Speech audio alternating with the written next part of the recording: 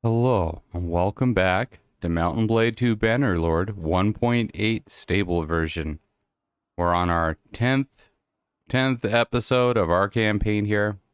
Done pretty well. We took about half the Khuzait land. We beat up the Sturgians. They attacked us. I would never choose to attack the Sturgians until the last leg of the game. Like, when you've got the middle of the map, let's see. Let's get into the game here. I think OBS is working. Go in here. You like to start here. Alternatively, starting over here is good too. But after you take the whole middle here, you have a bunch of vassals. You've taken the middle of the map. Then you could finish off Sturgia and the Sarai. But right now, any time before that, it's just not very useful to you to be taking these fiefs and putting vassals there. I mean, arguably, even this one, like, this isn't that useful to us to have someone coming from up there, but we also don't want the Khuzaits to have it, because then they keep spawning over here and attacking. Now, they have to at least spawn down here.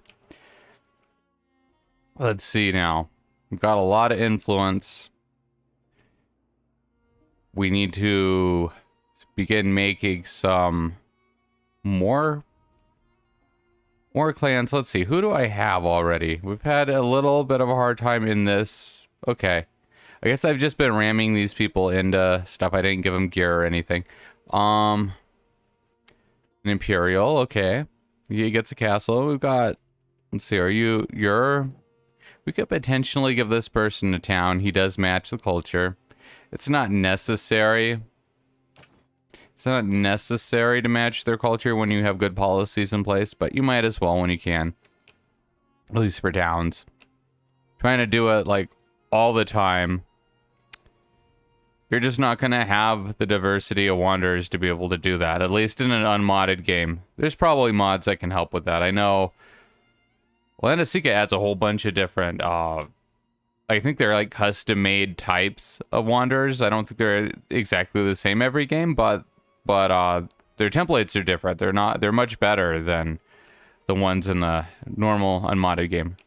Anyway, so if they can do it, other people can do it too. So we're better getting improved one way or another. But what we got raids. See, I don't know if we can catch all of these parties.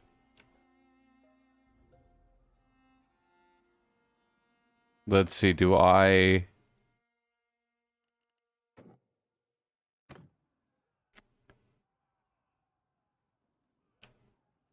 So we can take Chaikand, take Hucken Castle.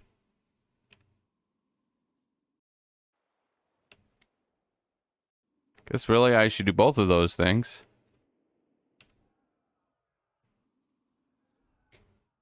If we take Chaikand... So I own two, let's see, let me double check that. Double check. I own 2 towns. I should be able to be on the ballot for a 3rd town. And then give it up to someone else. And I want to get in there, because if I get in there, I can check it for more wanderers, too. I don't really need another town, but we'll see. It depends how good the town is. If the town isn't in good shape, we can give them Makeb, and we keep checking for a while. I think we put a bunch of stuff in Balta Hand. I call it Bakaland. That's not what it's called. Let's see. Baltok Hand. Baltok Hand. Okay. Guess I better go this way. We'll go around this way.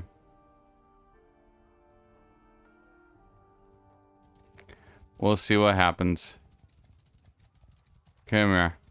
Okay, he's running away. The siege in Hoskenfalk, I don't actually care about that. Oh, you know what? If they take Hoskenfalk. Brandon. Hi, Brandon. How are you doing today? Let's see. If they take that, I want to give a new fief to my guy up there. So, let's see. Can I catch you guys? Can I catch you? I don't know if I can catch them. Oh, they're fighting one of my small parties there. Clicked the wrong thing. I don't want to do that. I want to... Okay. Go help. Hurry. Get in there. Yes. Let's see here.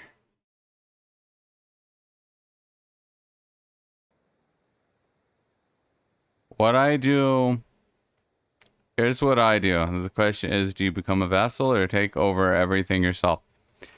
What I do is I do whatever's convenient in the game at the time. Because here's the thing. Once you build up your party, you want to be making a lot of money with it from using it to defeat lords. And so you need wars. And you need wars that are, you know, a good target for you. And a lot of times what that means is the Imperial factions in the middle of the map. Fighting them is usually pretty easy. Fighting, say, like the Sarai or the Kuze, when you have a small party, like the early in the game, that's a lot of times, that's a lot harder. Let's see. Let's see what we can do here. Everyone charged me. This is a mod, so I can overlook them. So, a lot of times what I do, first become a mercenary. Take advantage of that. 4 right there. 5 over here. 6 over here. 3. Yeah, get rid of those 3. And okay, that should do it. Anyways. So then when I get to rank 2, I want to at least join a faction to get the free prize you get. Let's see, who is this? Or move over there. Don't go straight into those guys. If you didn't know, when you first join a faction, you get a gift. Only for the first one you join. So I usually join the Sarai, just to get the special horse, because I think that's the most useful of them anyways to get. The Empires mostly give you a sword, which is, it's okay. It's a little short for mounted combat, but it's okay otherwise. Vlandia gives you a sword. Sturgia gives you... I think it's a different kind of sword. It's some kind of melee weapon. Britannia, I think, also gives you, like... I think it's also a two-handed weapon, is what it is. Brandon, sandbox? Nope, no sandbox. Because I don't like not having clan members. Is your brother, and if you started campaign mode, your brother has really good stats. He's a really good party member, a really good captain, and then he becomes a really good party leader. And of course, I mean, if you manage to die, he could become a really good character too. You can take over as him, so it's all upside in starting on campaign mode. If you start in sandbox, it's just you, and you're kind of at the mercy of the RNG of like what wanderers you get, and most of them suck. You know, most wanderers that spawn in the game aren't very good. They're not very good. Anyways, there's a few of them that start with something good though, but most of them aren't very good. So it's just not as, it doesn't feel finished. Like, I feel like the sandbox should give you different options or a different way to grow your clan. You know, like, okay, you don't have brothers and sisters. You know, let's see, what's going on here? Oh, I gotta get out of that. Okay, finish the battle. Brandon can't seem to take towns. Well, the game since it got released and just got back into it and I can't seem to make workshops profits or take towns myself. Well, workshops are in kind of a complicated setup right now in the game. I'll talk about it a little bit. So, previously in older versions, what the AI did was kind of decided at the beginning of the game, and then some of it I think could be random. But they would, once there were workshops in the towns, they were just, that's what was in the town, unless you bought them and changed them, which means you go make the best workshop in a town. It's the only workshop of that type in the town. Now, though, the AI will also change what their workshops are to try to match what should be good in that town. But they're not smart about it, so you can end up with multiples of the same workshop in the same town or in nearby towns, and then none of them are making enough money because all of them have a low price because there's a lot of product. So there's that. And they've also just changed it to make the prices more dependent on trade and like supply and demand of the trade. The problem is, though, is that sometimes the trade just gets cut off because of war situations and stuff like that. There's no caravans coming to buy the product anymore. So even though you have a efficient input, like, you know, okay, these villages make this, it goes to the town, they can make it for cheap, that should allow you to make a profit. No, I'm using this as an example. Obviously, I don't have Chicand right now, but a town, less caravans are coming. Now that product is piling up. Now they, you know, they're just not making as much money. And that's kind of, you know, it's hard to say what the solution is because I think really care about all that stuff. So I don't know. But like you can do weird stuff. Like say I tried this out because it was recommended to me. Made a silver shop in a town that gets a good silver supply. I forget which one it was. It might have been Ortengard. Maybe not. I forget which one has a silver supply. But then what I had to do is I had to go buy all of the jewelry they make with that silver. I buy it myself. And that drives up their profit because someone is buying all of their jewelry. Every time I go into town, I'm buying it all. So on paper, when I would look at, you know, I would look at my, where is it? It's not there. It's in this one. When I look at my things here, see, this isn't doing anything for me. This was not a, I just wanted to see what it would do, but it's not doing anything. I would see a profit. I would see like, oh, you know, I'm getting a good profit from my jewelry shop, the silversmith shop. But it's because I'm buying all the product. So then in order to actually make money, I have to take all that jewelry to another town that has a good buying price and sell it there. I have to do that myself. So it's like I'm being the caravan. Now, you could make some money doing that, but the problem is I can make money doing all kinds of things if I have to do it myself. The whole point of having the shop is it should make money on its own. You know, you shouldn't have to walk around the map doing stuff. If I have to walk down to Damascus or Volstrom to sell the jewelry to make a big profit, that's time I could just go beat up a party. I could go beat up this guy, even just this guy. I'll probably get a lot more money out of loot. The only mod like that I'm using right now, I'm using the RTS command mod, an RTS camera mod that lets you target a group at another group when you press the middle mouse. Like you can highlight them and you press middle mouse and then they'll attack it. Let's see. Let's go. Let me get a siege started here. I like that a lot. And also you can press F10 and have an overhead view of the battle. I like it a lot. I'm trying that out right now.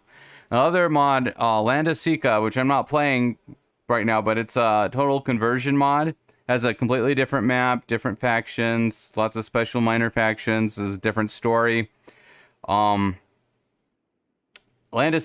was really fun. I played through it a couple times. It's still in progress though, so the story doesn't finish, but you can still do a normal campaign of, you know, after you finish what stories in there, you can just, you know, make a faction and play Bannerlord normally, but you have different factions and different troops and stuff like that. It has a lot of cool stuff in it, so I would recommend Landasica as, like, if you want a completely new game mod, like a full conversion, and I would definitely try the RTS command mod if that's interesting to you. Let's see. I don't know, maybe I should... I'm gonna take the castle first, actually. So that I have something to give this guy if he loses his fief. What are you guys doing? Where are you going? Anyways, oh, the original question. Do I take it over myself or join a faction? So, when I'm rank 2, I join a faction just to get a special present from them. Then I look at, like, are they at wars right now or not? Like, if they're not at any wars, then I don't... Oh, they're sieging me. I guess I better deal with that first. Then we'll come back here. This is just how it goes. I'm Bannerlord. They have so many armies. See, if I would have walked straight down there first, I could have done it. But... I went over there first, and they got an army. Come here. Oh, look, he has cons guards already, though. These aren't even, like, new recruits. He might have taken those out of a garrison, though. Alright, let me finish my thought about that. So, when I join the faction as Vassal at rank 2, if they're in war, I'll just stay with them and fight their wars. Because, you know, I need renown and I need money. Yeah, I just need to keep building up to rank 4. Then if they make peace, and they're not in a good war, I can go pick a fight myself. Like what I did, I just walked over to the Khuzait and attacked them. You know, I attacked one of the villages that I don't care about, and then I attacked their party and forced them into a war. But you can also just leave them and do that too. So I'll leave the faction if it doesn't have wars going on, because I need constant wars to build up to rank 4. Otherwise, it costs too much money, because this, like, once you build a good party, you're losing, like, 1.5K a day or more. Huskenvolk is being sieged. Yes, it is, but I don't care about Huskenvolk. Like, I did this, when I first started this faction, we were at war with the Aesarai. So I went down there and I took it. You make, like, a decoy... Then they want to keep taking this back, and they leave all my stuff up here alone. So it's okay if we lose Huskenvolk. Because I would rather give the guy who owns it a castle up here and have everybody in the same area, and then we expand there. But at the time, this was a good idea, because when I'm attacking it, that pulls their armies to me. But we're not fighting this area right now, so it's not very useful to me right now. So my goal right now with the faction is take all of this, make clans here. They're all together. They can all work and support each other. And then we want to move this way. We want to go take the middle of the map first. Whenever possible, we want to leave Sturgia and Aesarai alone, because it's so far to walk. Let me see. I missed that comment. I'm being too slow today. Let's see here. TMC. Have you ever played the Game of Thrones mod? And if so, how's it? I haven't played any Game of Thrones mods for Bannerlord. I've played the ones for Warband, and I thought they were both pretty good. There's probably more than 2 now, but I played oh, I can't. They're okay. I think one is called a Song of Ice and Fire, and then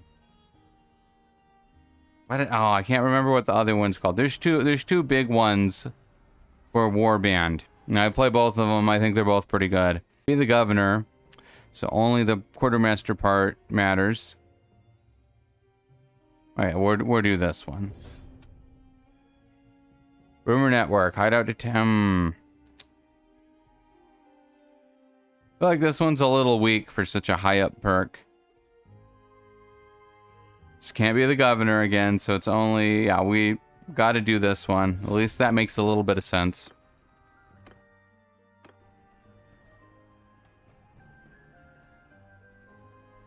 See, what have you guys got?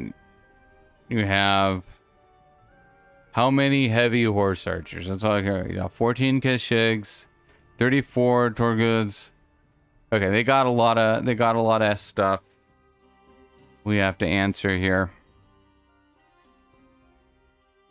Anyways, back to being a vassal now. As soon as I'm rank 4, I leave the faction and begin my own. And if I've been in a faction and they give me a fief or I take one, then I can make a faction right away.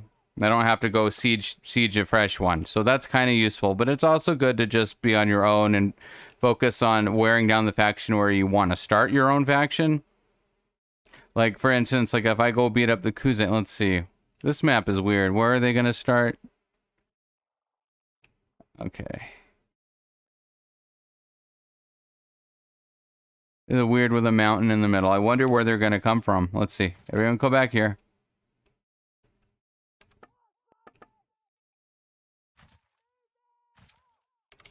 There. 5. 6.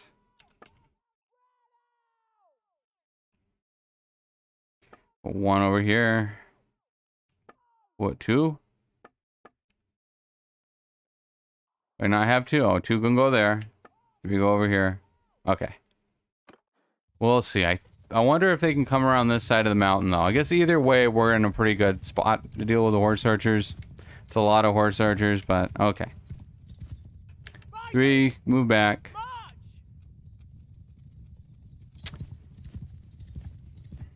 Yeah, so this is my own faction that I started. As soon as I was rank 4, I left, made a faction.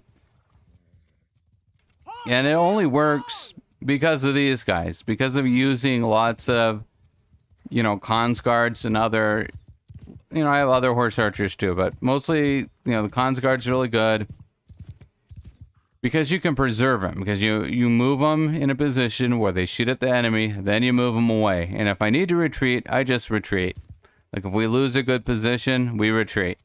Now, that's the only way it works to, like, start your own faction, like, at rank 4. And I would argue it's kind of the only way it works in the game, because there's not really a way for you to, like, pre-make a faction. A lot of people assume so. Like, people will assume, I see people on Reddit say this all the time, that, like, oh, you just need high relations, and then you can get all the lords to join you. It's like, no, they actually don't care that much about your relations. What they care about is whether or not they have money and fiefs. So if they still have all their money and fiefs, they're not going to join you no matter what. And how do they lose their money and fiefs? Well, you have to take them away from them. So, either way, you have to get out on your own at some point and deal with all these big armies. And of course, it's easier to just make your own vassals from wanderers now than to recruit other clans. But even that, you still have to get the fiefs for them. You have to build up the influence, and you have to defend them too, because they're just little tiny clans. And until you have like 10 of them, they can't really stand up to an actual faction here. Let's see. Get 1. Get in position. Get in position. 4. Get him. 5. Move up here. 1. Charge him. We're just trying to like block them in here. Kill as many of them as possible. When you place horse archers on top of them, they will try to melee them, which is really good if they have glaives. If they have glaives, they can just chop them up. Most of these horse archers can't really do anything back. Their weapons are too small. That one could be a problem. It has a glaive. It's not using it, though. That's actually a lord, I think. And then once they move out, then the horse archers will keep shooting at them and kill more. We don't want to chase them all across the map. We want to deal with them here. 4, go up here. 3, 3 can chase them too. When we do that, that's the mod there. When I highlight them, I can press the middle mouse and it'll send them after them. I don't want infantry to keep going after them. Infantry, you can hide behind this mountain though. That's an okay thing for you to do. Hide behind the mountain.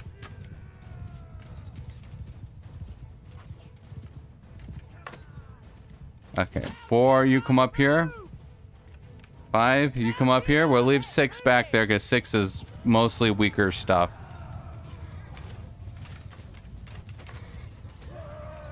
This is their cavalry coming in. Their cavalry can't really do much to these kind of horse archers.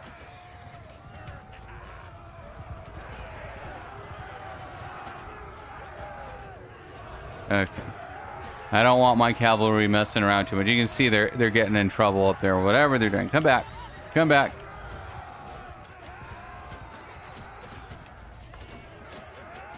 We got infantry hiding behind that mountain. So hopefully when we pull back here, they'll be able to just come in from the side and attack whatever's coming in.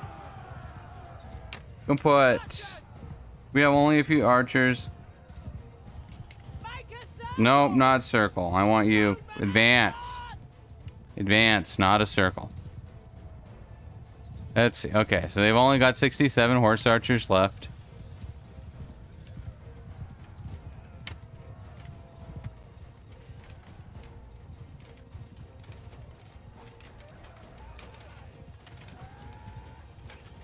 Let me see.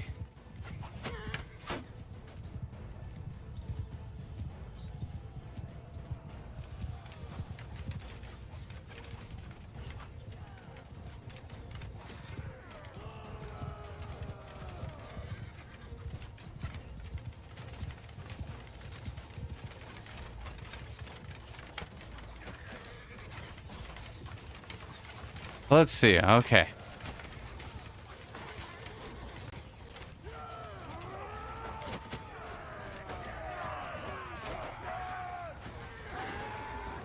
Okay, so we're getting them now. We're getting them. I want one.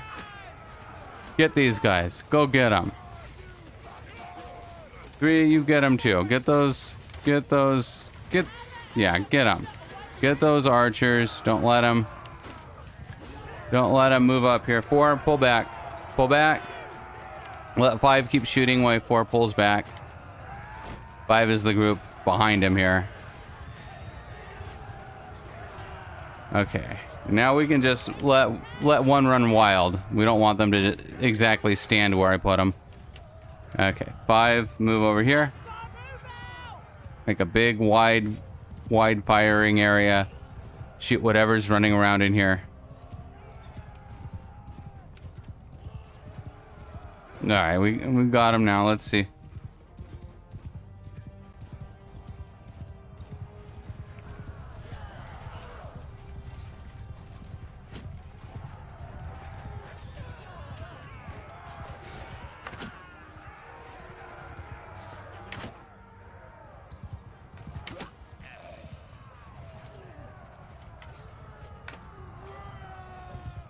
Let's see.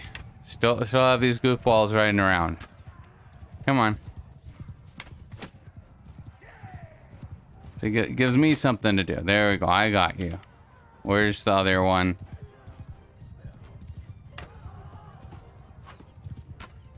Come here. There we go. Oh, we shot my own guy.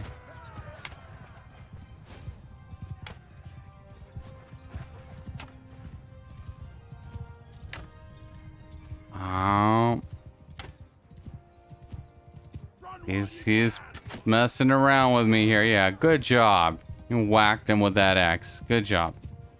2 people left. Okay, everyone charged. I don't know where they went. I don't know who they are. You got to get rid of them and end the battle.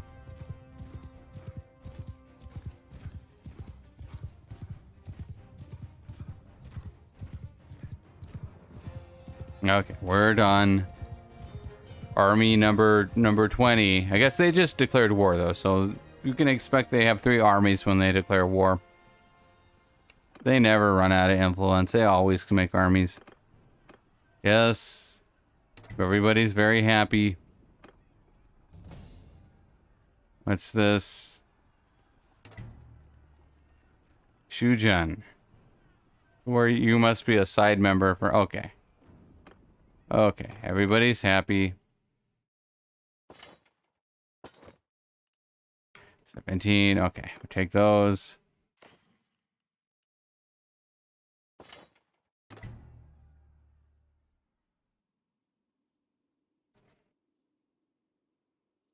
Let's see, wasn't there a guy here fighting? Where is he? I wanna give him some of these troops.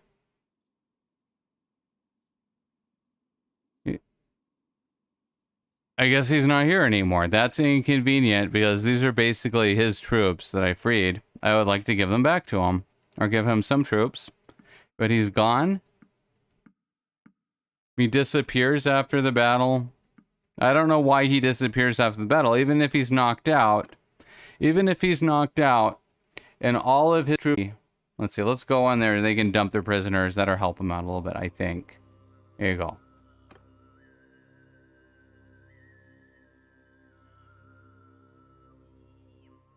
Okay, on to Hakon Castle before we forget.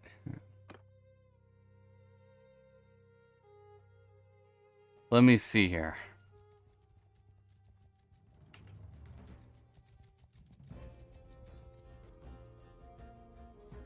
So even if his party is basically defeated, since we were in the battle with him, he should still be on the map at the end of the battle. He should be zeroed out with all his beat up troops, and he's beat up. But he should still be there. I don't know. I wonder if maybe the AI instantly disbands that party or something. I don't know. That is weird, though. That requires a little more explanation of why he was not present on the map after the battle to receive his troops. Besiege. And then look at what they're building. Oh, good. A catapult. We're getting a lot of scouting. This, I don't know if it's exactly a bug. They said that they changed it, though, so that it was... I think we're just seeing people running around and seeing a bunch of tracks. I don't know that it's really a bug. But it looks weird when you get big bursts of it like that. So, let's see. We got 1 point here. We'll get another one at 32. Another one at 36. We probably won't get to 40. So, here's a question. Do I want to try to get intelligence to 10? Really max these out? Or is 9 good enough? Is it so slow that probably really we're not going to finish getting to 10? Or we're probably not going to finish getting all the way... Because that's way past here. That's like... That's like getting past 300. I don't know if that's going to happen at this rate. I think we're better off doing this. We can get this nice perk here. Because we're a captain. And then we build that, put the next one in here and build it like that. Because I don't think realistically we're going to cap. I mean, this one we can cap. But I don't think medicine is the big one, though. That's a really good perk to get. But I think if we were going to actually cap it, we would have to be getting to level 40. We would have to play the game that much. And I don't think it's going to happen. So I think this is better. Let's see. Why do they have so many troops in this castle? They have a huge militia. Okay.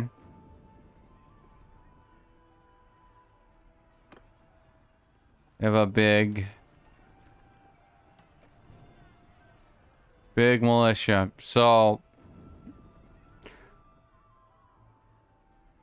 I'll attempt to show some tricks to sieging towns when you're... Actually, I don't know if it's going to work out. I'm thinking about it. I want to show it, but we might have too many troops. I'll try anyway. So I'll describe it. There's a... If you retreat your troops... What won't let me do? Oh, okay. We got to do this and then pause. I can't click it. Okay. You can click this one. Yeah, give me a fire ballista. Thank you. So, if you retreat your troops during the siege, their infantry will open up the door and they will come out to attack you. So if you're a horse archer, you're good at riding around and shooting people, you can ride around and shoot all their infantry and kill a whole bunch of them. Then you retreat the battle. And then you can do that again. And then once they have no infantry, you just attack normally. And it's a lot easier. Like if you have a lot of ranged units, you can just put them in front of each ladder set. And they just kill them all. Because when there's ladders, the AI has to go to the ladders to defend them.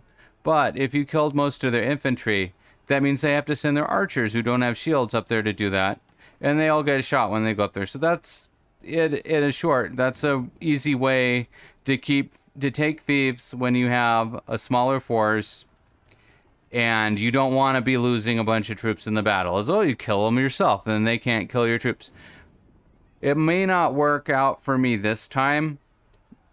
I mean, we have a big force now, so we don't actually need to do that. I wanted to show it off, but sometimes it doesn't work because if you have enough troops that you get reinforcement spawns when you retreat, when you have that many troops, it messes them up. So like they'll close the gate again and they won't come back out sometimes, and, you know, and stuff like that. So too many reinforcement spawns can mess it up.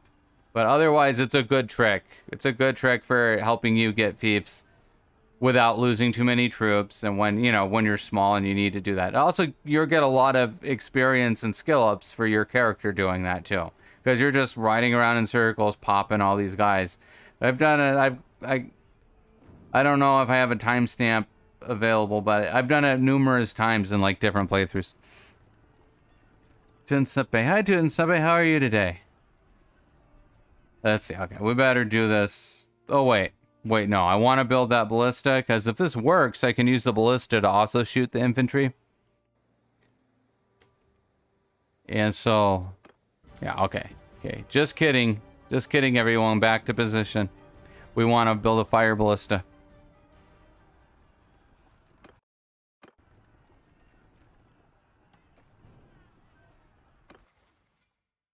Okay. Well, we have time to build a ballista. Continue siege preparations. Build that ballista. Ballista is super fast. Okay. Now we'll lead our assault. We'll see what's going on here. If I get this to work or show it off. If not, we just do a normal siege. So, for this, since I'm going to try to use the ballista to get more engineering skill, we'll put it as far back as possible. I think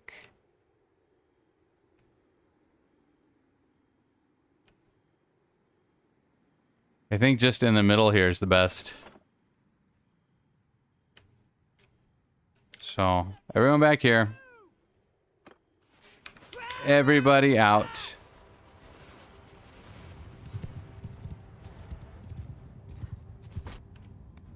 And then we'll see. They retreat.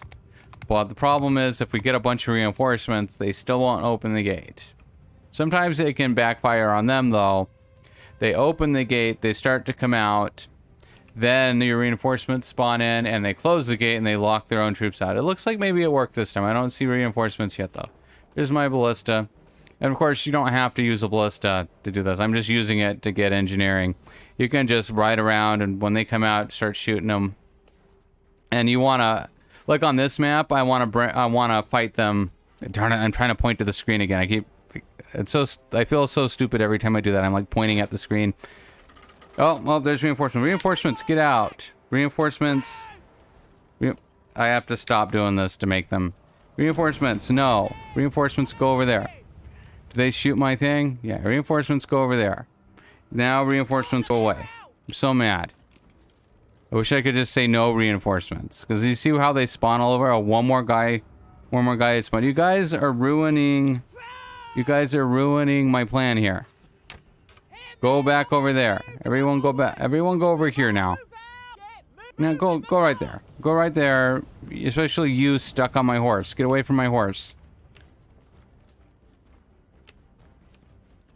He wants to... No, that's my ballista. Mine.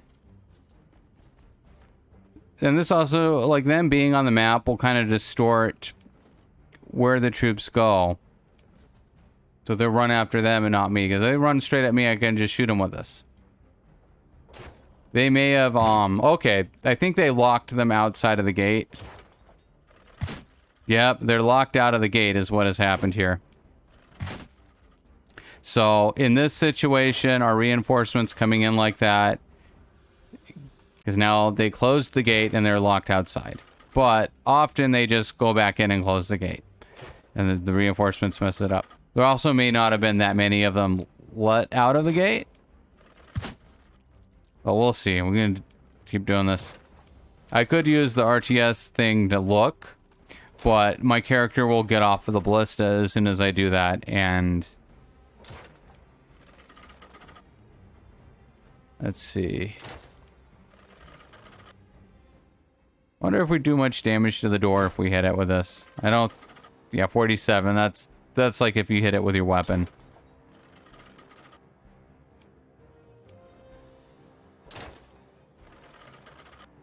Ah.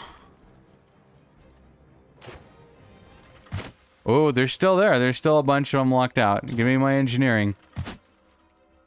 Give me that engineering, dumb militia. They're not dumb. There's just a lot of them, and I guess maybe this castle has never been sieged before, so they've been building up the militia for a long time.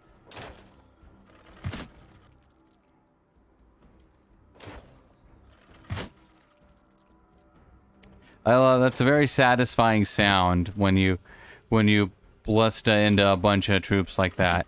That like squishy, like the skull smashing like snail shells or something. Not that I go around smashing snails, but I saw a kid do that once when I was a little kid. It was so awful and disgusting that like I was looking at this big snail on the ground and some kid just stomped on it and, you know, made it sound like that. Made it sound like that.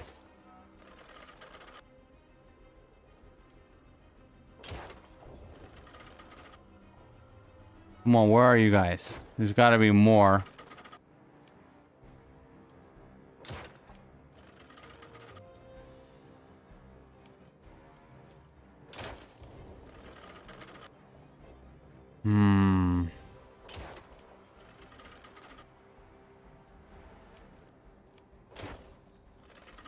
Ooh, we're getting them. I don't see them, but they're there. Unless maybe they're on the other side of the door. No, they can't. Well, I guess I don't know. I guess maybe if it hits the door and it does AoE damage, and they're right up against it. Like the AI does like to just kind of go right smack up against stuff.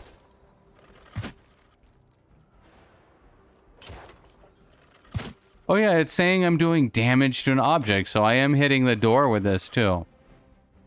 Very interesting.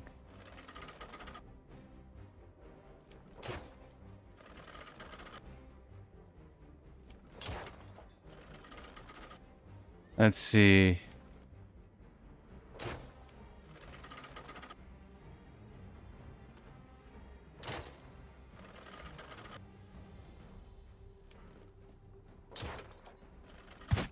Oh, we're getting them again.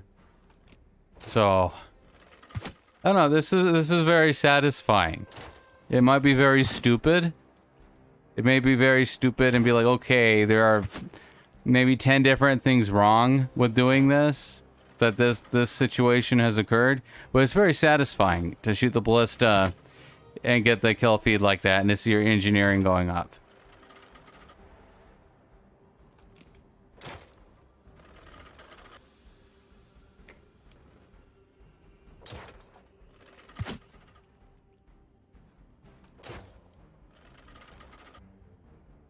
Sooner or later, that door is gonna go down, though. Might take a lot longer than we're gonna be here, though. Let's see.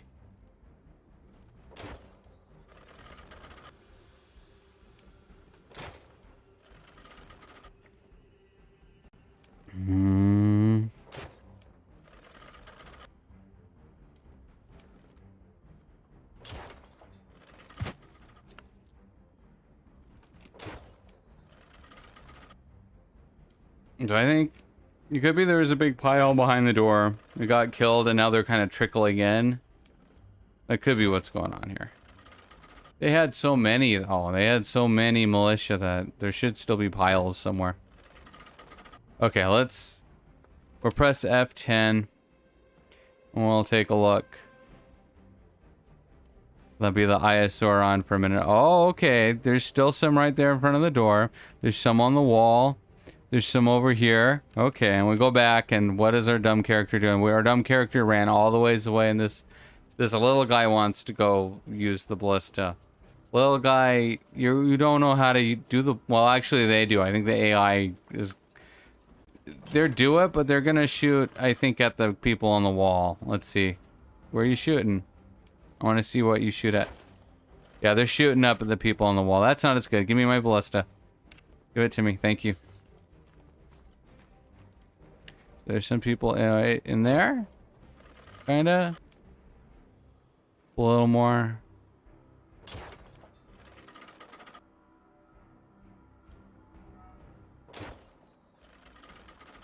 I don't know. Maybe we can't get them. They were kind of in the corner of the door.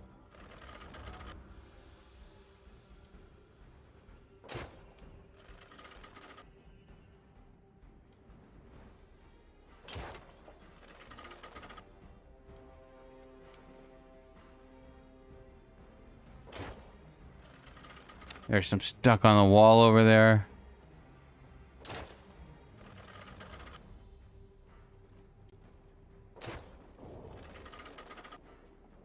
There. Okay.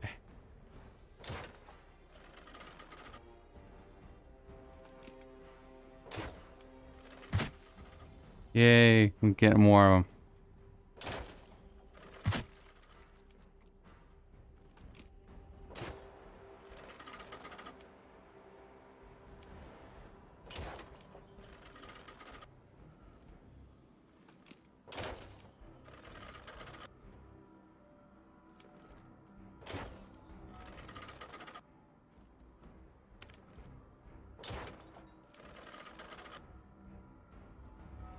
Let's see here. I think there's still more there. Let's see. I guess the fire flame kind of makes it a little harder to see exactly where you're aiming.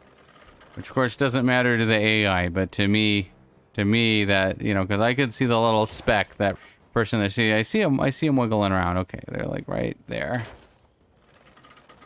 We missed him. Okay, more. Yay.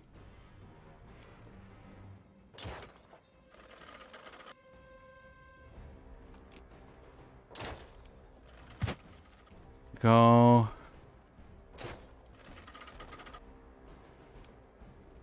Let's see, and there's more over there.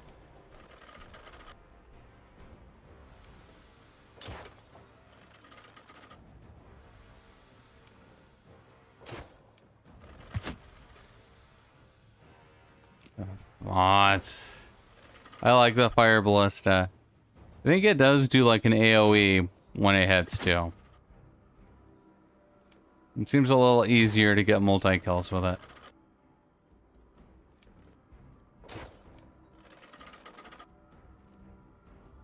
Hmm.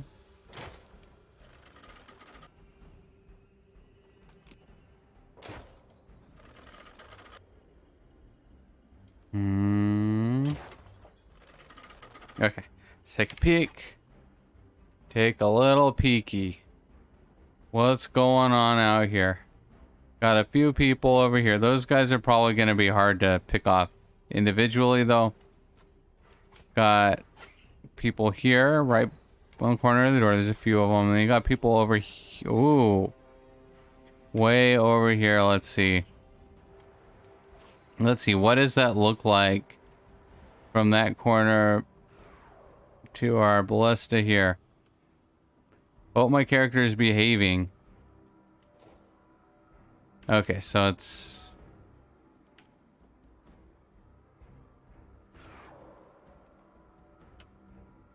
Alright. Come back.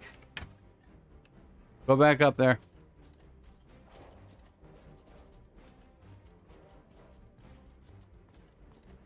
Let's see.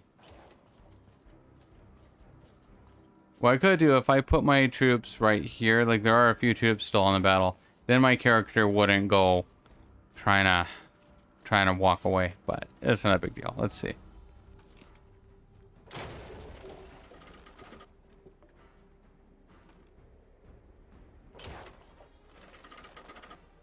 Oh, I think they're like right there.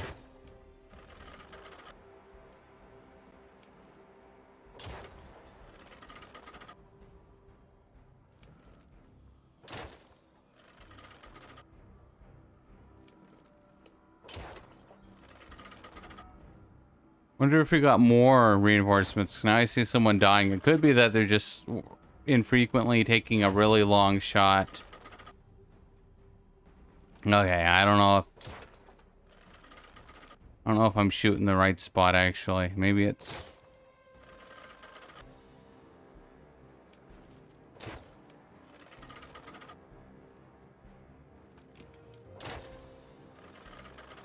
Let's try this. Let's try this. F5, which includes me. Come right here. Go that. Up. Okay, they're right in the corner there. Okay.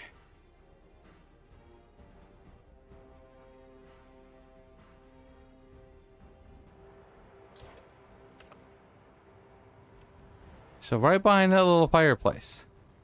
Right behind that little... Oh, you still walked over here. Why did you walk over there? I moved all the troops so that you could stay there.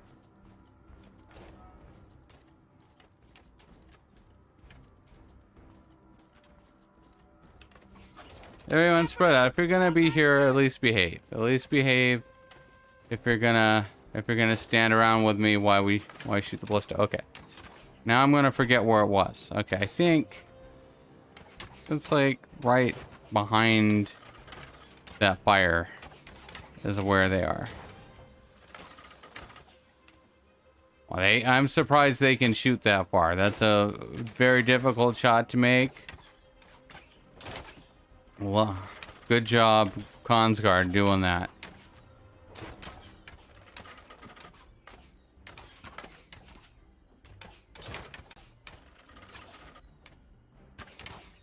Oh.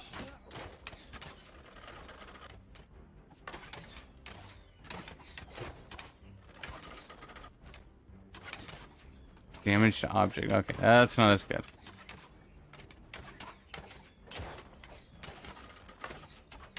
They're killing some people. Oh, we got one. Okay.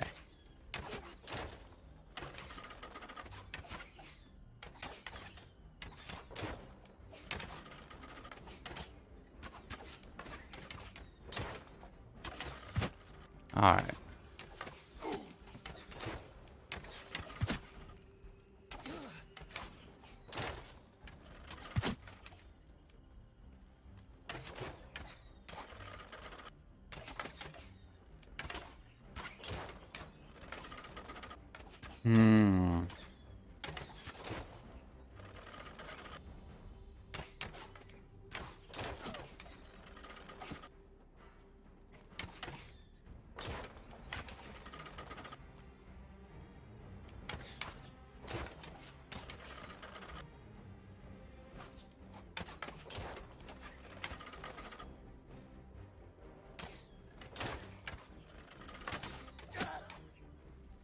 Alright, that's probably about enough of this 86. We killed 86 of them. We got 68 engineering skill, shooting 86 people with the ballista. It's 86 defenders they don't have anymore. Okay, I think we basically depleted what got locked out, though. Let's see. They still have a lot, though. They still have... Well, they have 39 infantry. Alright. We go again. That's still plenty of infantry to get rid of. We'll do one more round of that than we do a normal siege. Again, this is, I want to not lose as few troops as possible. I could lose a bunch of troops, but sooner or later it will catch up to me. Let's see. This might be too close. I think that where we had it is the best place to put it.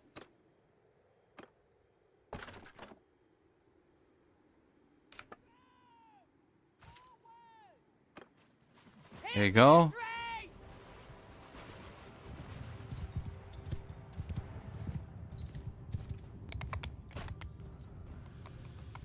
Everyone out. Let's see, how many troops do we got? Well, that might be okay. That might have been all of our troops this time. So now we might just have a normal event where all these guys just come out at once. That looked like over 500. So we might be okay now.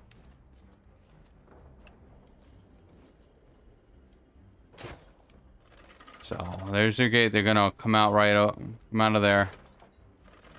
Might be good to try to blow some of this stuff up so that they come straight at me. I don't know if I can blow all this up though. Oh, here they come. Okay. Very good. More. Oh, there's not that many now. Now they're not in the way anymore. Okay.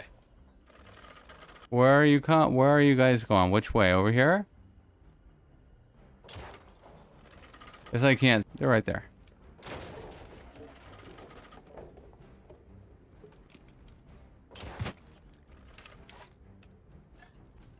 All right. We'll get ready this way.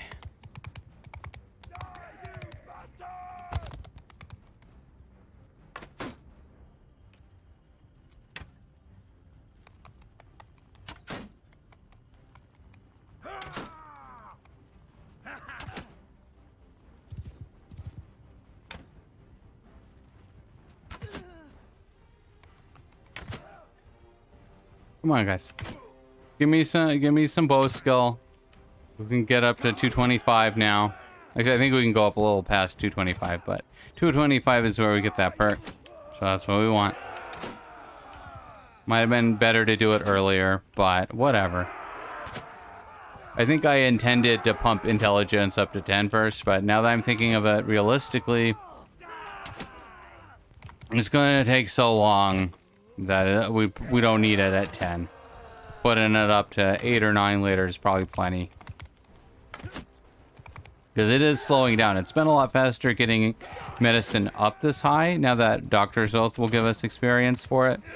But it's still slow enough that I would rather take the bow perk than count on getting to max level medicine in one playthrough.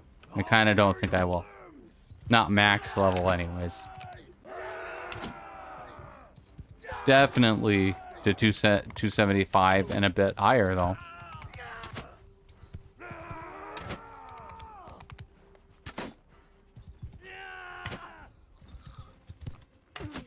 Let's see. Oh, you're not gonna stab me.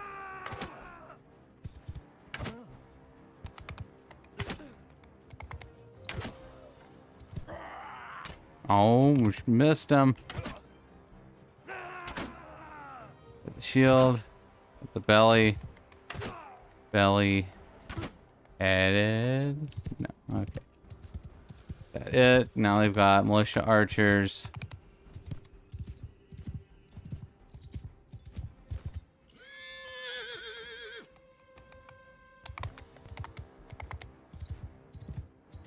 Let's see. Any people I can shoot with that ballista easily? Not easily. Not easily.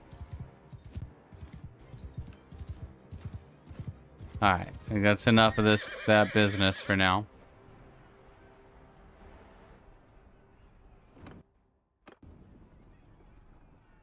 Now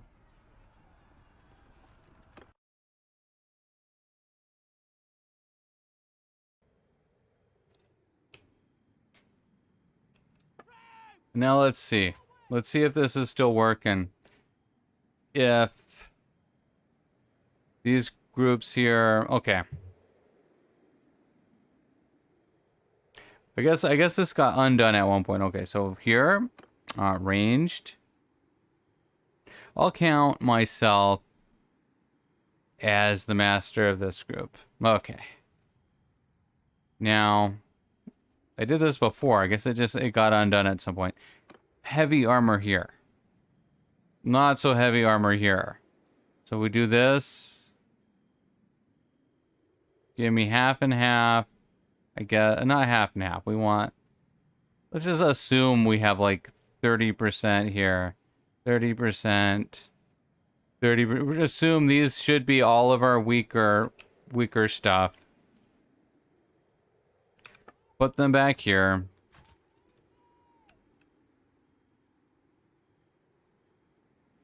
And so I want 1 and 2. Keep it nice and organized. And this is something I've noticed. And I do have to double check. I don't think the mod I'm using does anything about the siege. I think it only does the overhead view and the middle mouse target. But I'll double check in case if this is from the mod, then that's a really good feature in the mod. But I would be much more impressed and happy if this was a change. Now, it hasn't been every siege, but it's been most of the sieges lately. It will let me have these groups as I've arranged them once the battle starts. One time it didn't, though. They were in 7 and 8 for some reason, and earlier in the game it wasn't doing that. So I don't know. Maybe it is the mod. I don't know. I should investigate, though. But either way, this is how it should be. However I arrange them here, that's how they should be in the siege. Because that gives me, control as the commander to be like, I want my unarmored range stuff to go hide in the back. Any arrow will kill them. I want my armored ones to go up in the front. I want my infantry and my cavalry, which is now dismounted, to go in front of them. If we go up the ladders, I want them to go first since they have a shield, etc., etc., etc. Okay. Get that. And then we want 6, F1, F6, stop. Oh, they stop back there. They don't keep going. Okay. 3, go in front of the ladder. 4, go right here. 4, spread out. 1, in front of the ladders. 2, behind them. 2, spread out. We have to let them actually run into position, and then we can put them in shield walls too. Let's see. So 4 is too clumped together. I think no, that's okay. We'll let them be. That's not too bad. I think that's a normal loose formation. Now all those archers, they have to come to the ladders now. They get popped as soon as they come over there. If they get to shoot, hopefully they shoot at those because they're closer. Same thing here.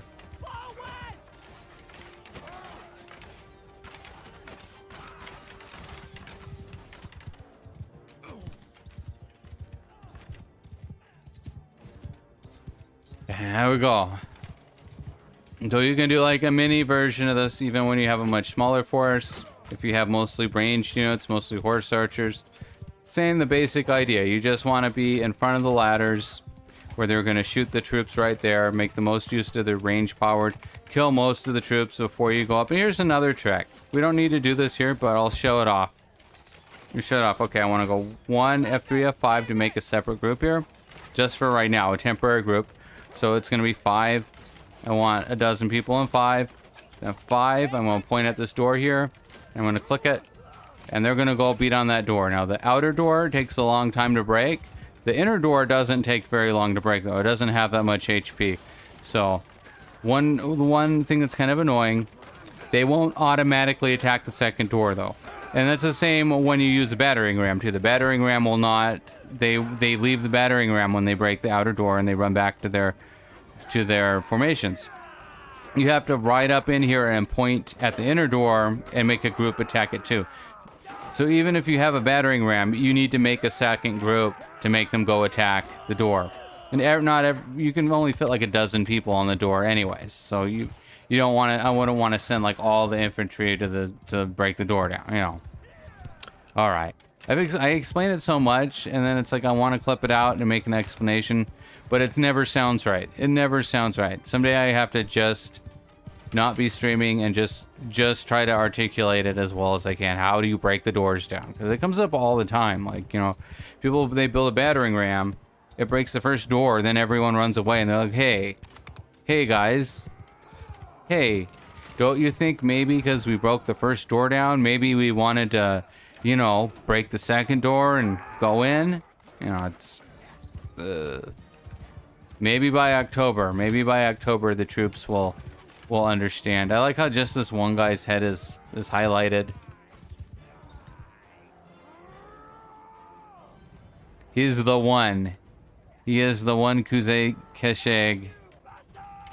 No, that highlighting, it's from the mod. I don't know why though. Unless he's the one I'm going to warg into if I get knocked out. Maybe that's what that's telling me. I don't know. That's not going to happen, though. Let's see. So in this case, you know, we killed everything pretty much before they finished breaking the door down. Let's see. Door, how much HP do you have? Yeah, it takes a while. It's not a door, it's a gate. 1 charge, 3 charge. Get in there, finish those last few guys. We go up the ladder now. Actually, wait. 3, come here. I want to try something. Come back. Now, 3, you advance. Will you still go up the door when you're advancing?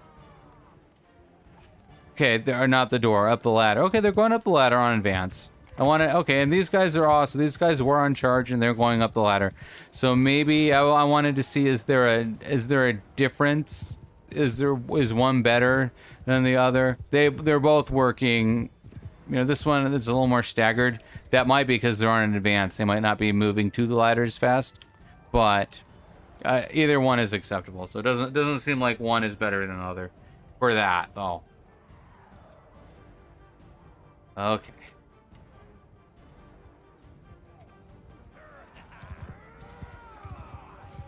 I guess you know, I mess something up every time. I don't think I've ever done a perfect siege. I've done hundreds of them too. Well, I should have went up the ladder before I had them going up, because now it's going to be hard for me to go up. But just so I'm not sitting out here doing nothing. I guess I can drink coffee though. Do your best, everyone.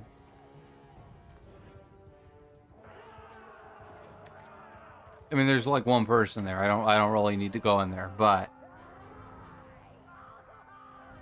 sometimes it's fun. Won the battle.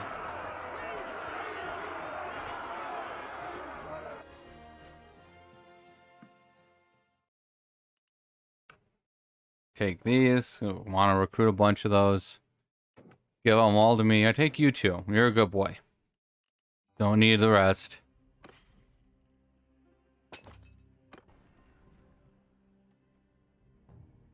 So Mercy. Look in my garrison. Get mad that they put stuff like this in the garrison. So, yeah, things with... Those are too good for a garrison. You can have this. You can have this. You can have those. Even though those are kind of good too. Okay. What else do we have? Don't really need to do all this stuff right now. Okay, that's fine. They can keep building their garden. You can have these. Okay.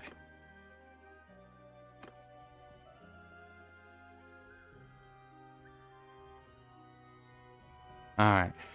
Where my...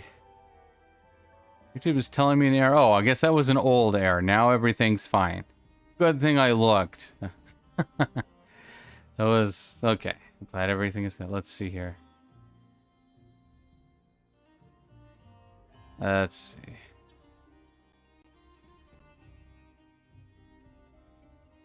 Back to this. Oh, it's 4 p.m. already. I keep forgetting how late it is. It is late because I slept in late. I didn't sleep well, so I slept in. So everything is later today. So I'm surprised every time I look at the clock. I'm like, wait, is that late?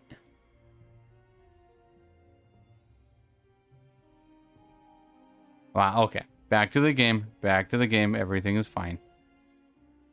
Save your game before you mess anything up. It's another reason. Like, there's a lot of reasons not to play in Iron Man mode, but for me, that's the main reason. I'm constantly clicking something I don't want to click, or doing something I didn't actually want to do. It's constant. Let's see. Gawkin Castle. We've got so many... Maybe we just go straight on to this guy? No. I guess that's okay, yeah. On we go. Get some troops. I think it won't show their troops actually click up until we leave, though. Let's see, he's at 85, 73, 87. Back for a while once they run away, just to make the gameplay smoother.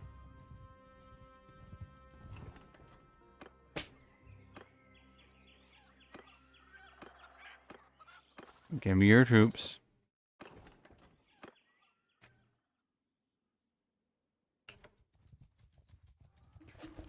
Got an army there. Okay, now we can do this.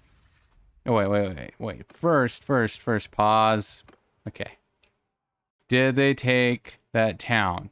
Okay, no, that wasn't even the Crusades. They took it. Okay, so now, hopefully we can vote for Farum the Is it Farum the Engineer? It better be. Farum the Engineer.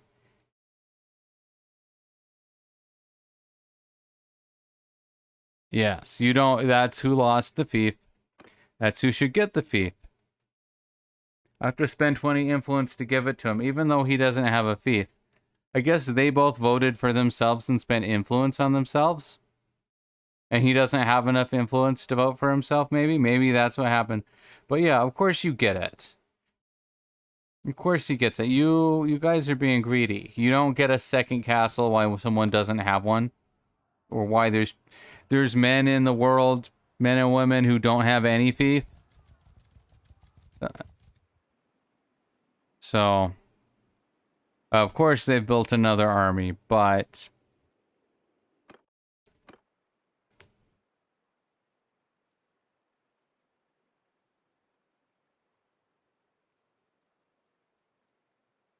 look at all these.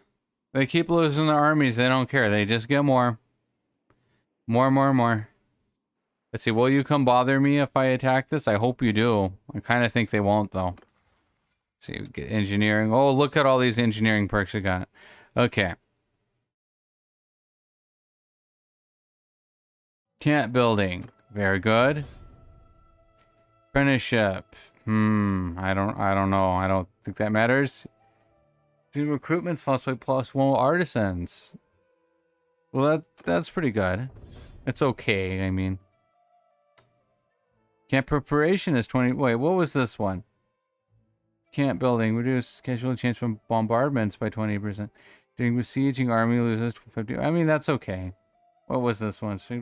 This one's okay too, I guess. He's starting with 1 ballista, but I'd rather just build a fire ballista. Steppe, do you remember the time when parties were starving on the way? Now sometimes they can't move because they have too much food. Yeah, that's bizarre. Somebody was talking about that, how like their clan members, or not their clan members, but their army would like, they get so much food. And then they get more food when they win battles, and then they have so much food in their inventory that it makes them so slow, and the whole army's really slow. And then if they kick them out of the army, they can't move. You know, I don't know. I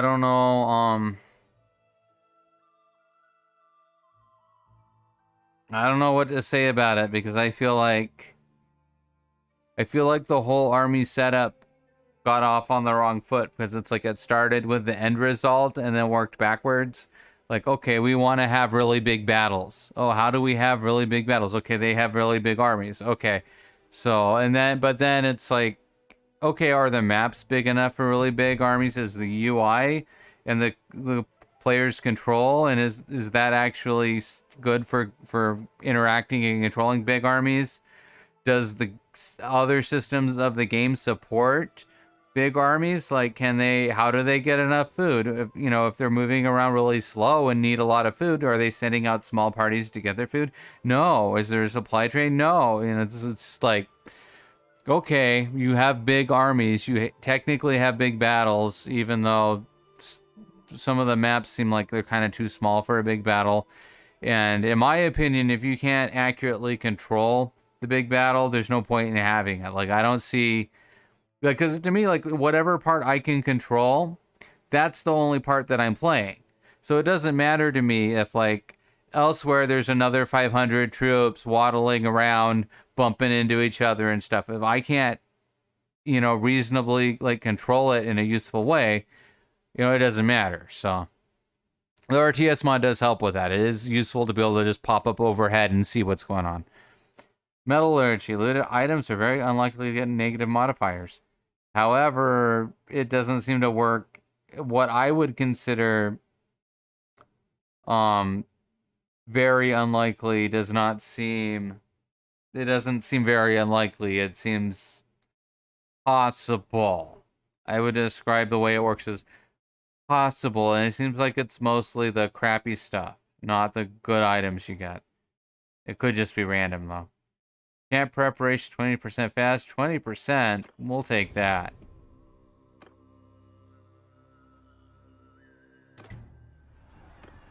Build what you building? What you're building a catapult. Good. The castle's on my side today. Let's see if we can notice our 28% faster speed here. Look at them all running around. I'm gonna trust that it is really 28% faster, but it doesn't seem like, yeah, okay. We're just gonna smash and grab these because I'm not building the ballista again. But I wonder who's sieging this castle over. Oh, it's me. It looked like it was in the background. It's like, oh right, are my vassals finally doing something? No, they'll make an army before they do stuff like that. Oh.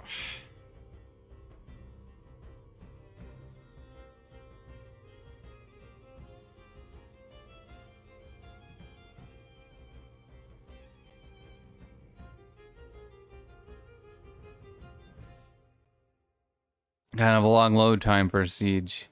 Maybe we've never loaded this map before and it has assets we don't have in our whatever, or shader folder or whatever. I don't know.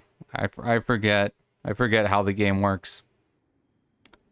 Let's see. Good. Look, we have all our same groups again in roughly the same arrangements.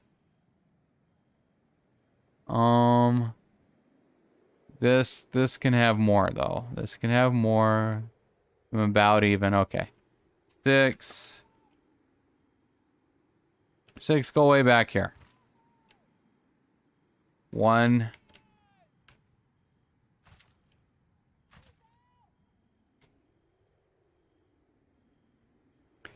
3, let's see. Yeah, 1 and 2 over here. 3 and 4 over here. 6, F1, F6 to stop you where I put you, hopefully.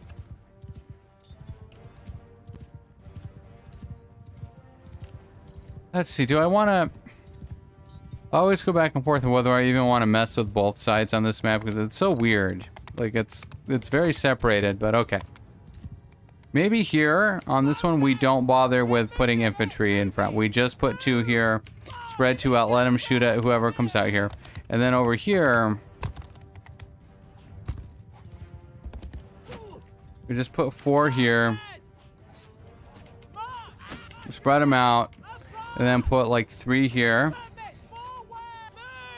and 1 over here in front of these ones.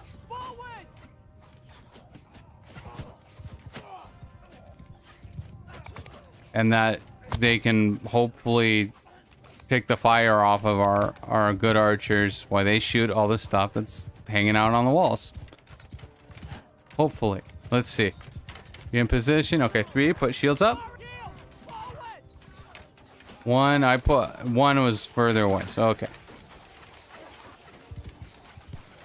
Yeah, it's working all right. Or you can make, I don't know, I feel like they can shoot everything from where they are here. Let's see. Yeah, I feel like they can shoot there and they can shoot here. I think they're being okay over here.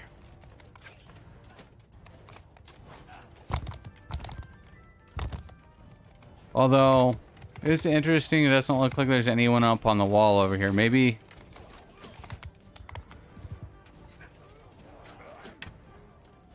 maybe we want to send one of those groups up here.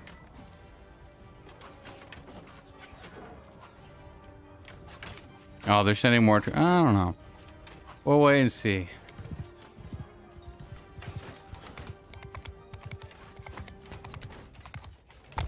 One, put your shields up.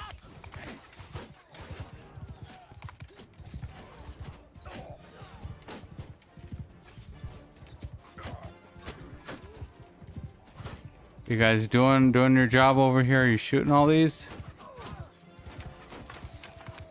I mean, they're dying, so they're doing all right.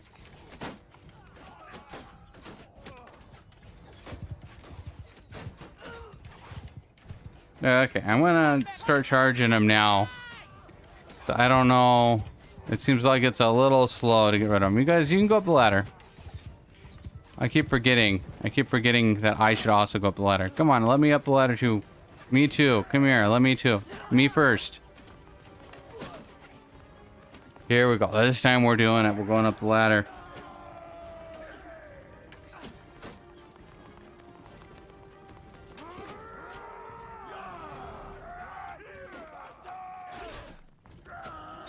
No.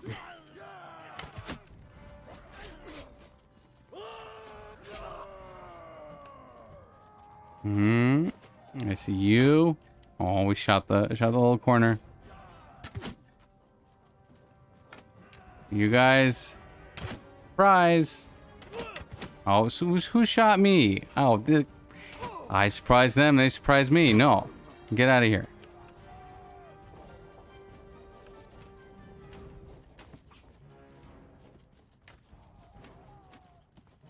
We'll grab a refill.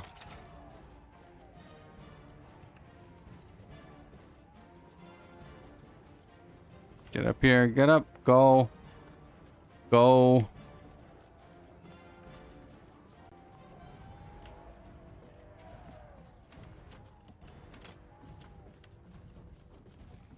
Oh.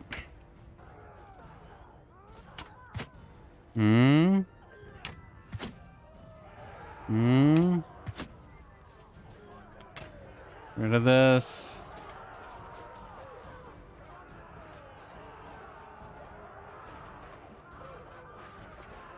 $42. I don't know if we need to charge the rest in. If we have enough people in here to deal with it. Let's see.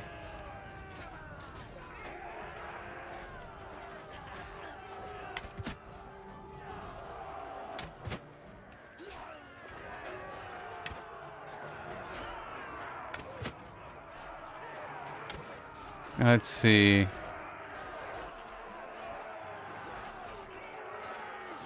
Where? Is that it? Is that all of you?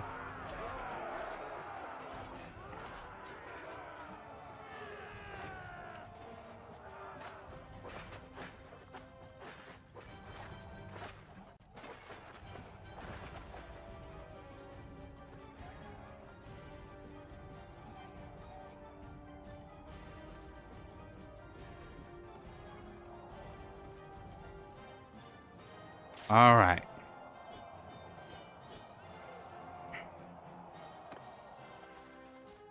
Do that.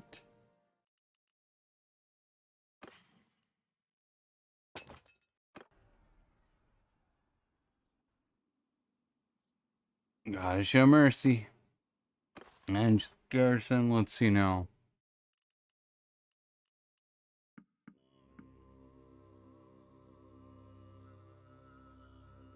No, can't have those.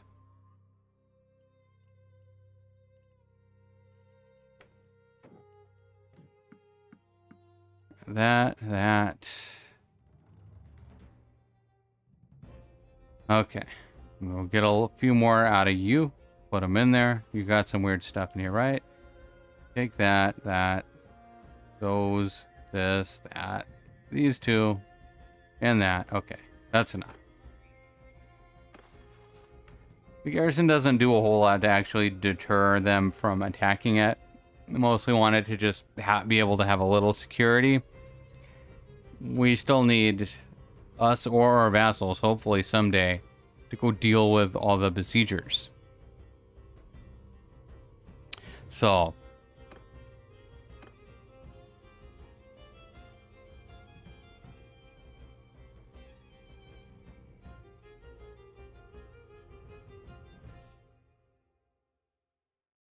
trying to think. Okay, so here's the thing. We want to use this castle to make a new clan. The issue is we can't actually do it right now, though. Let's see. We're gonna leave. Right? We don't have a problem, do we? We got prisoners. We have our herd.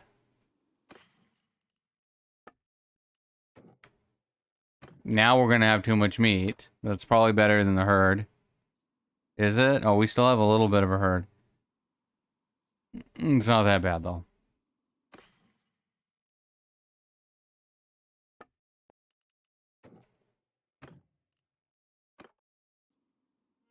There's the herd. No more herd. Oh, I'm looking at the wrong one. No more herd. We are now a little overburdened. It's almost the same. I guess I'm wrong. It looks like almost the same amount. Maybe more. Maybe it's worse to be carrying too much meat. Well. Chaikand is the capital, right? I think Chaikand is the capital. Let's see.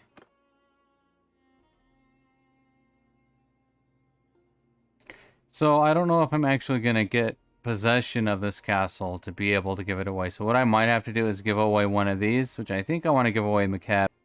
Give that away to make another vassal. That way I can get the castle, then I give that away, then I get Chaikand, then I can take Chaikand for myself. I prefer warband system. I prefer it where I just give it out how I see fit and deal with the consequences.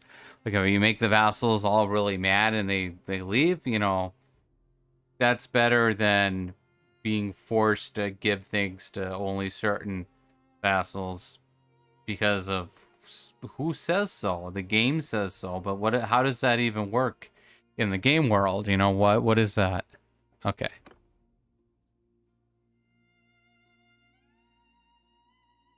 Well, we'll see. We might still be able to take this now that everybody has a fief. Come here. Where's Asker Castle? Wait, it just said... Oh no, Asker Town is under attack. Okay.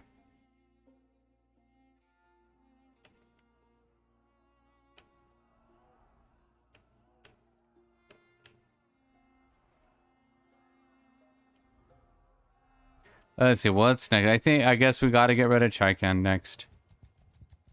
I think maybe some people were saying that you don't want to give vassals a capital. Okay, owner Asker, yes. No, none of you can have it. None of you can have it. So this is what I'm talking about. You all have something already. You just got one. You got Haakon Castle. You got this. We want a new clan to have this, not you. Not you, because you won't go back and forth and take care of it. You won't do anything really with the extra money. Not that it gives them very much extra money anyways. No, there's no point in this. But we also can't get out of the screen, so we have to give it to him. There you go. Yes, yes. Okay. Go here. Load the game.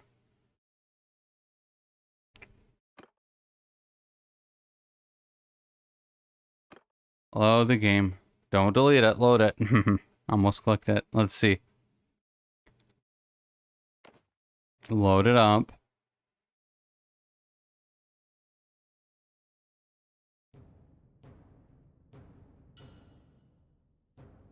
Load, load, load. Okay.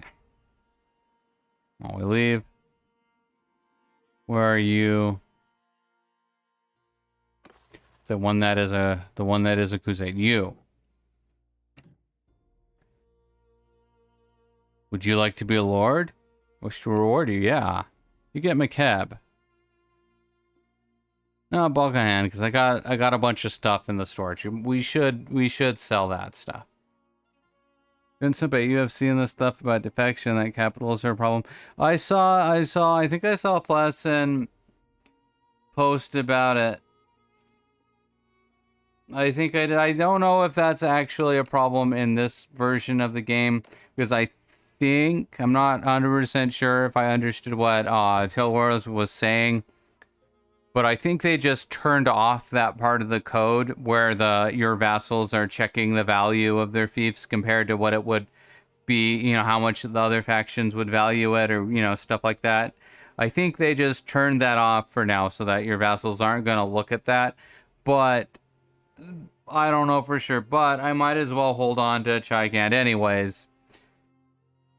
And in my experience, usually you're still beyond the ballot unless you have a whole bunch of fiefs. So I'm surprised I wasn't on that one because I only have 2 fiefs. But we'll give them a cap because I could be wrong. I'm pretty sure Chaikan is the capital for the Khuzaits, though. But we'll find out. If we give it to this guy and he leaves us in 2 days, we'll know that it's not fixed and that I was wrong about which one's the capital, and then I'll play Dark Souls or something, or go outside or something and be mad about Bannerlord again. I hope they fixed it though. And by fix, I mean they put a band-aid on it so it doesn't pop up anymore. That's good enough for now. The more they change all these systems to something else, the better, because I don't like it. I would much rather just be able to give fiefs to who I want and deal with the consequences and keep everybody happy in one way or another. You know, Warband style. Warband did it good. Okay. Here are the Steppe. No caps. Steppe Falcons. Yeah. I like making clans. Okay. We do that.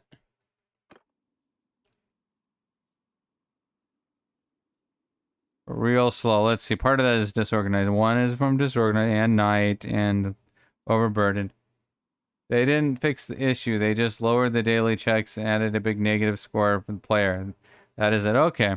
Yeah, that's what I thought. I think they might have actually turned it off though too, so it's not just like a negative score, but like your vassals, if I read it correctly, it's just like they just aren't gonna check that anymore. But and here's the thing. Previously to 1.8 beta, I played several campaigns where I made tons and tons of vassals. My strategy is usually to only give them one fief whenever possible, so that I always am just making as many as possible. And to me, that's better. It's much, much better to have 2 clans with 1 fief than have 1 clan with 2 fiefs or 1 clan with 3 fiefs. Like the AI just does not make use of having additional fiefs. You know, it doesn't help them. But you having another party, that's another party that might not get captured. Another party that might chase off a raid, or another party that might build up and be able to make an army. You know, this is better to have another clan.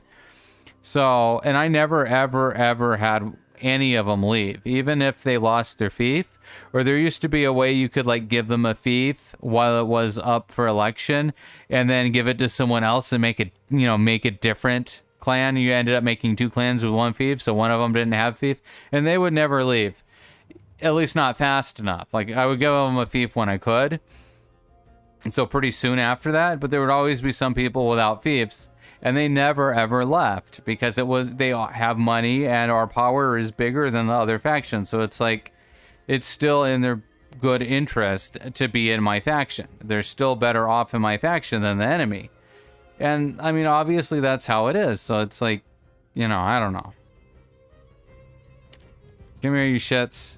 You're gonna run away? You're gonna come right back? Come here. I hate this. I hate how they will just come right back. Come here.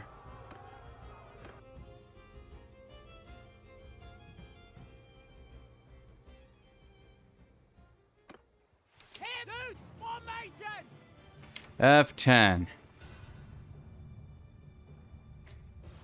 3, deal with these. 4, you deal with these 2. 5, go right up here. 2, attack. 1, attack. Okay. I shot a friendly troop. All bad of me. Let's see, is this brings up, oh, this is, okay, this is a mod options. Let's see, I wonder. Player formation skirmishers. I guess, I don't know, let's see. Ooh, select character, let's see. Control ally after death, okay, let's see. Can I do it right now? Select a character with the left click, and press F to lock to it, and press again to control. Okay. Okay. We're up a little high for this. Okay. Can we pick anybody? I don't know how. Oh, okay. I don't see where my thing is. Let's see.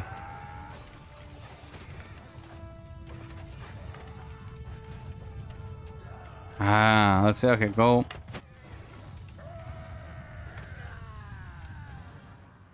Let's try it again. Okay. Select character. Oh, okay. Now I can do it like this. This is how I do it. Okay, well, just you. F? Okay, now I'm him. Oh, no, I'm not. Okay. Oh, now I have to go back out of this. Wait, no. I don't know. We'll figure it out. That is an interesting idea, though. I like that.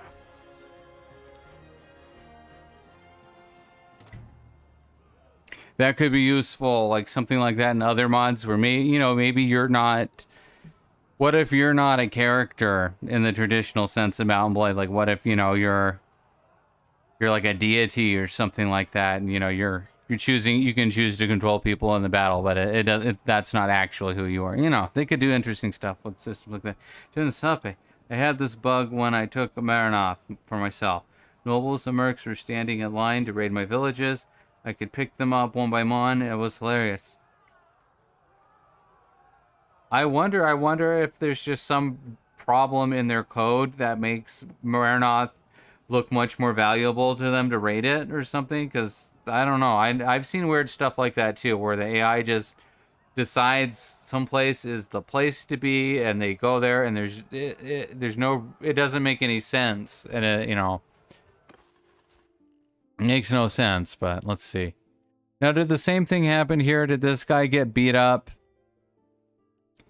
Got beat up in the party or in the battle. Oh no, he's here. He's here, so I can give him some stuff. Come here.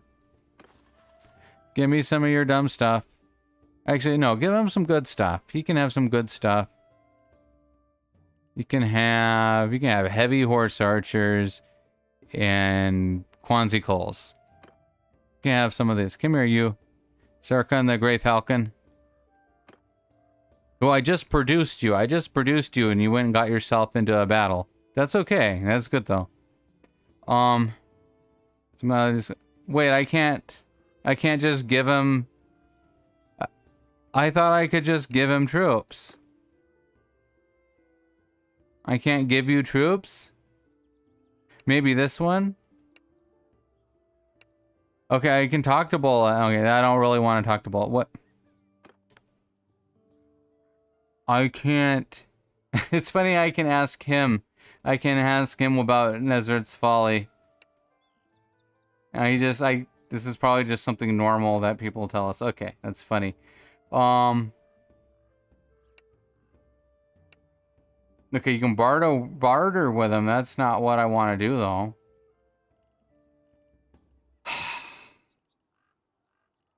I could have given him some cows or something. Here, have some. You can have some loot. Have some loot. Maybe it'll help you out. There you go. I wanted to give you troops, but can't do it. Too complicated.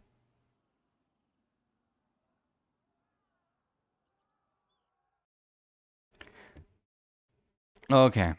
We're gonna just deal with the consequences of this. The game might fuck me here and not let me give this to myself, which will mean that I can't make a new clan. Okay, no, I can do it. Give it to me. Thank you. Yes. Give me that. Because I have a brain.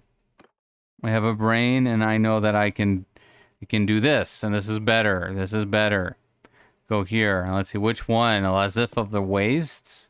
Ooh, it's pretty good. You're not so good. You're not so good. I'd rather you. Come here.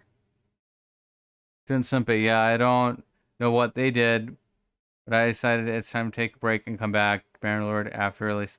Yeah, I like to play it, but it's completely understandable to, want to take breaks. And you would like to think that, the more progress is made, the better experience you're going to have when you do play it.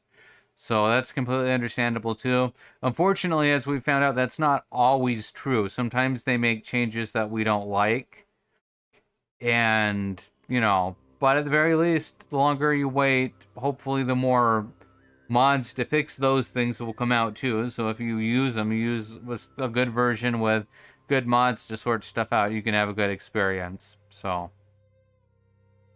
I'm still grumpy every time I see my horse archers ride sideways into another enemy or decide to suddenly attack them with melee and get killed.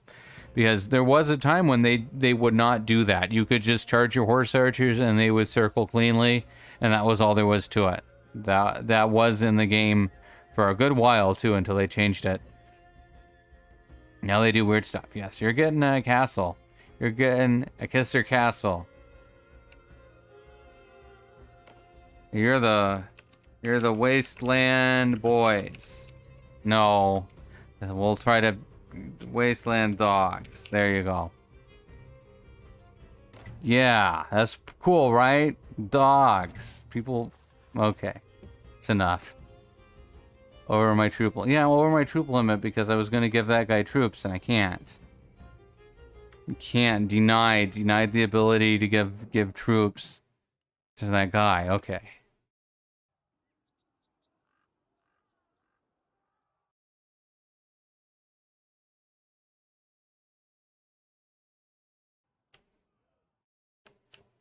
Let me see. I should take this out. The problem is I want it for myself. So I don't... But then I have to get rid of it. I guess I can give it... I don't have to match their cultures. And... I can get bulk of land to someone else. Okay.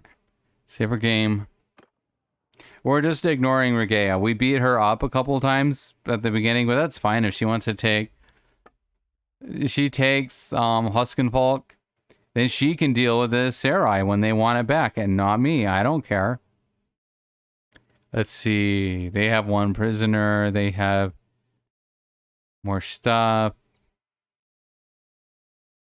You know, we have all the time in the world, Raggy. You can't do nothing to me. Can't they? I mean, we'll see. Okay. Onward to siege. There was there's an army back. Okay, now that they're sieging though, they should be stuck there. They should be stuck at that siege. We're a bit heavy though. I can see their party from over here. They have so much scouting now. Go on, get them. Hello, Jigger. My Jigger. What's up, Jigger? Let's see. Negative. Oh, you're mad. Did I do something that made you mad? Okay. Who are you? You're 31. Yeah, that's right. Oh, okay. Doesn't matter.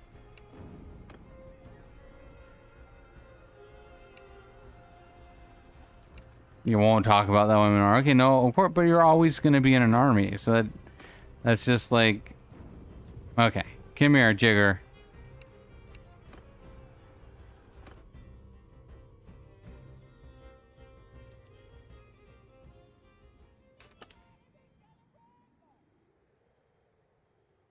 What have you got?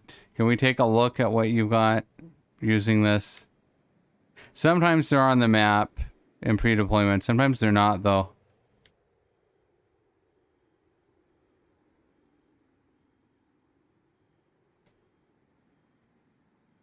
Okay. We're ready. Oh, let's do that again. F10. F10. Let me see. Where's archers? Fight. Fight. 5. Go over here. 6. Over here. 1. After them. 2. Go after them.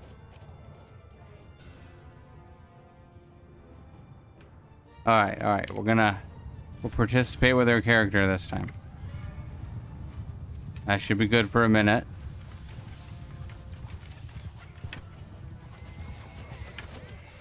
Where are those arrows going when I shoot like that and it doesn't hit one of them?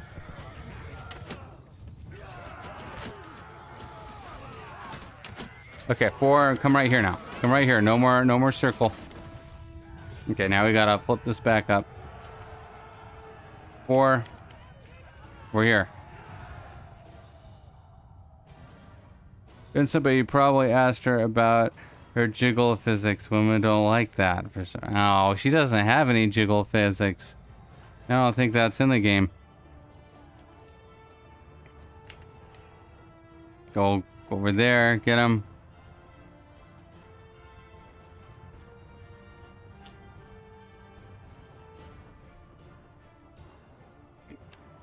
Nobody attack these archers. 3, you go deal with these archers. You go do it.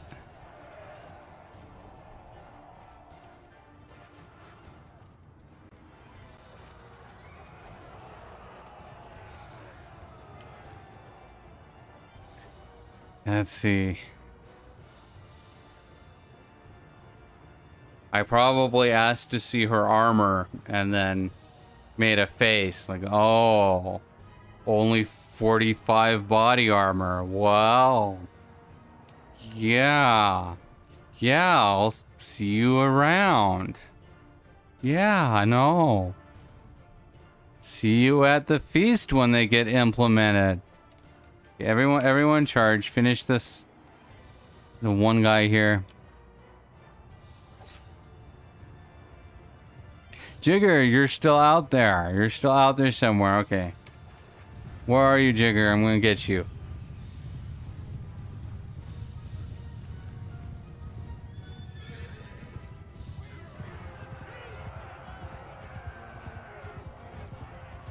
Let's see. All right.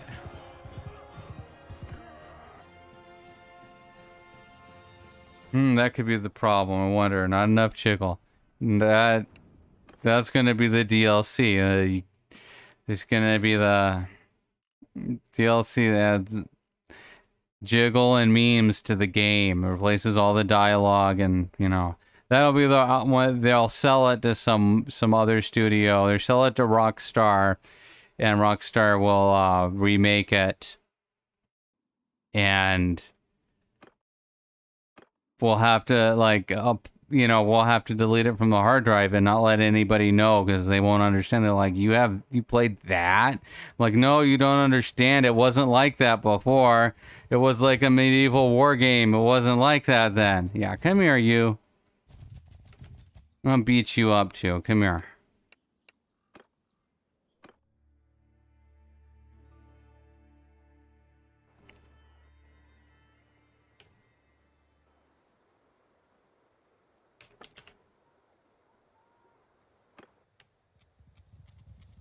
You gonna charge or you gonna sit there and die? They were running, so probably they're not gonna charge. Let's see. 3, play with this. 4. Over here. 5, over here. 6, be right behind him. 1. 1, you go for them. 2, you go for these. Just simple. But then again, you see a lot of jiggle by guys in your army. Just not what anyone wants to see. Yeah. I guess the potential is there. They can make them jiggle when they want to. It looked like he was doing a funky little dance, but it was just because it was slightly pushing him was all that was happening. Oh, cavalry's getting beat up by those horse archers. Oh well. Do your best, cavalry. If you can just chase them around a bit, that's good enough. We know you can't actually kill stuff. Okay, one, get in the shield wall. Get in the shield wall now.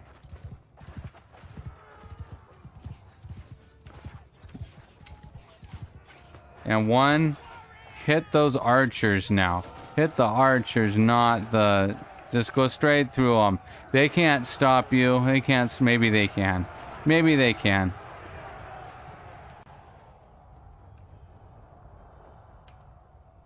Get closer. Closer. Punish. Punish. Punish. 6.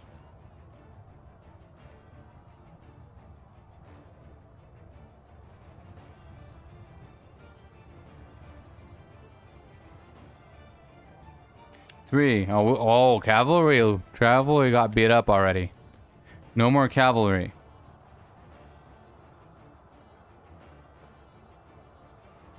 Where am I? I'm down here. Okay. I'm doing very well, obviously, though. Let's see.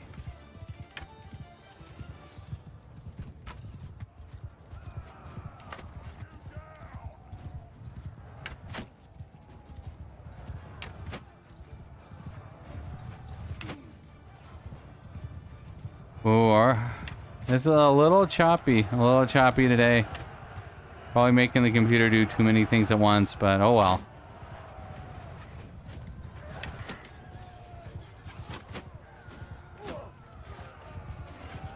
What is this? These are archers? They're leaving this many archers alive? How can you? Kill them. Kill them. Kill them. They probably got reinforcements. That's probably what happened. Reinforcements. Our reinforcements probably died when they spawned.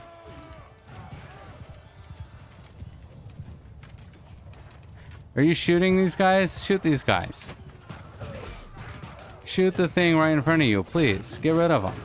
There shouldn't be this many persisting this long.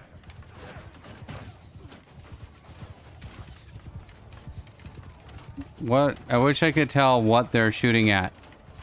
You can't make them shoot at those archers. Okay, 6. That's you guys. We can try. I don't think it's gonna work out the way I want it to. They might circle and shoot at him doing that though.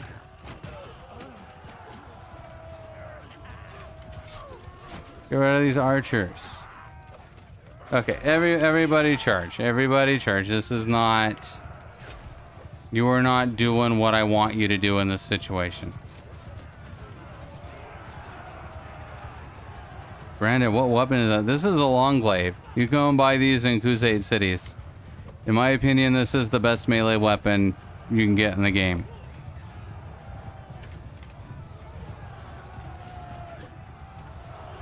Because I don't have any polearm skill, but it still does enough damage to just one-shot most things. Let's see. We're missing, but...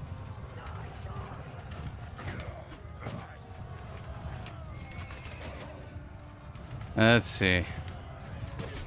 You can also stab with it, but... Oh, all these recruits left.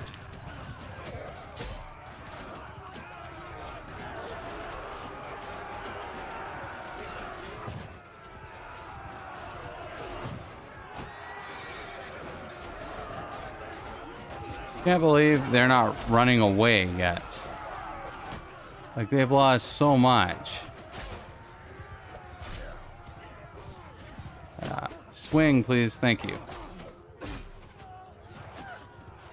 We can shoot now, too. Let's see.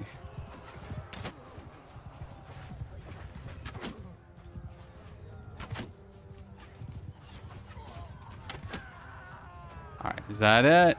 4 left. Okay. Finish them off. Finish the battle. Battle's over.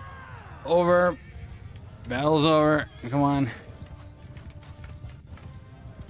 Someone's goofing around over there. I wish I could figure out quicker where they are.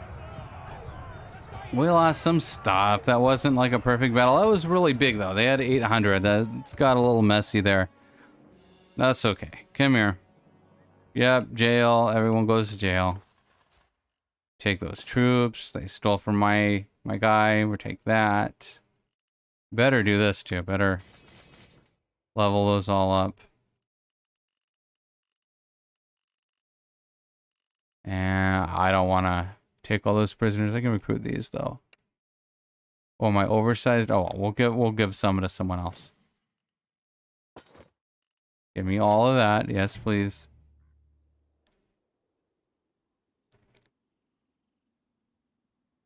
These guys, they lost a lot of troops. Okay. You can have all this stuff.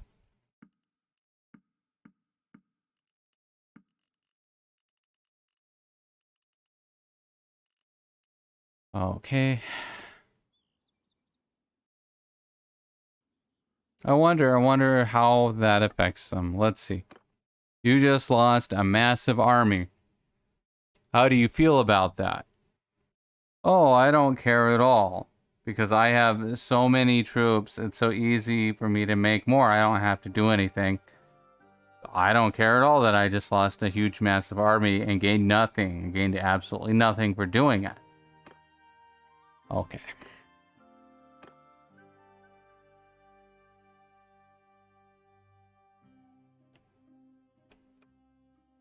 Unlock this out. Get the... Push the Khuzait out of this area. We're so slow now. We need to dump stuff off, but we don't have any place to really sell stuff without going all the way back over there. Now someone's sieging our castle again. Okay. They were just sieging the castle. They shouldn't be sieging it. Let's see if we can take Chaikan first, since we're already here. So are you a vassal right now, or is that... This is all mine. Yeah, I'm not a vassal. This is all my stuff here. I used all of this to make more vassals, though. So I own this right now. Once I can get all my stuff out of the fief, I'll probably give that one up too. It's not like you don't really get anything useful for having more fiefs. So using them to make more vassals makes your faction bigger. So that's what I want to do. I get my money from defeating people in combat. I don't really want passive income from towns and stuff like that. Let's see. What are you building? Oh, you're building all that stuff. Well, we can't do anything about it. We'll just have to deal with it.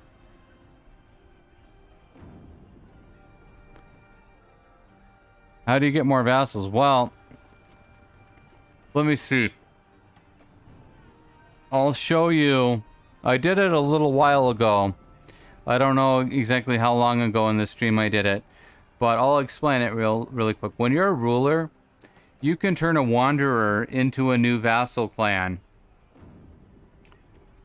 As long as you have a fief that you can give them, and you have 500 influence and 20k. What you do when all those conditions are met, you talk to them in your party, or, you know, they can be in a fief. You just have to be able to talk to them. And there's an option under, there's something I would like to discuss that says I would like to reward you. And you go there and then you choose which fief you're going to give them. You choose, and then you get to name their clan. And then another thing is if you take all any special gear you gave them away, they'll spawn in normal lord gear. So I usually, unless it's someone I just recruited, I just take all their gear off before I do it. It's to make sure they spawn in their lord gear. So you need 500 influence. You get a lot of influence just from beating up parties, and then whenever prisoners get shoved in a dungeon in this version, you get influence too. So it's the main way I get a lot of influence. And you have to be the ruler is the main thing. You can't do it before you're actually a ruler of the faction. But that's how I made all these vassals. I didn't recruit any of them from normal clans. I made them from wanderers. So I think that's the best way to do it right now, because trying to recruit normal clans, it's just very unpredictable how much money they will expect and whether they will even give you the option to recruit them. And it takes a lot of time to do all those things, to track them down on the map, to track the clan leader down, to raise the relation with the clan leader. And also, like I'm okay with just having battle loot to support my parties and stuff, and you know, spending 20k to make a new vassal. But if I had to be spending 200 or 300k every time I recruited one from the AI, this wouldn't be enough. This would run out. It'd be slow. Like I could get like one or two right now, but it's like it's just not a good deal, and it kind of wastes your time too. Let's see. So once I can make another clan, I'll show you again though. Let's see. So you don't try to recruit other nobles in the map. You just give people you find in taverns and give them fiefs. Yes, it's exactly what I do. I go on the fief in the tavern and I go, who wants to be a lord? Who wants to go from being an alcoholic bum in the tavern to being a lord of my faction? And that's what I do, because Let's say I wanted to. Let's see. Let's look at me. See, who do I have good relations with? Not that many people. Not that many people. I have more enemies than friends. But let's just say I want to go recruit. Say I have 100 relations with a clan, and I want to go recruit them.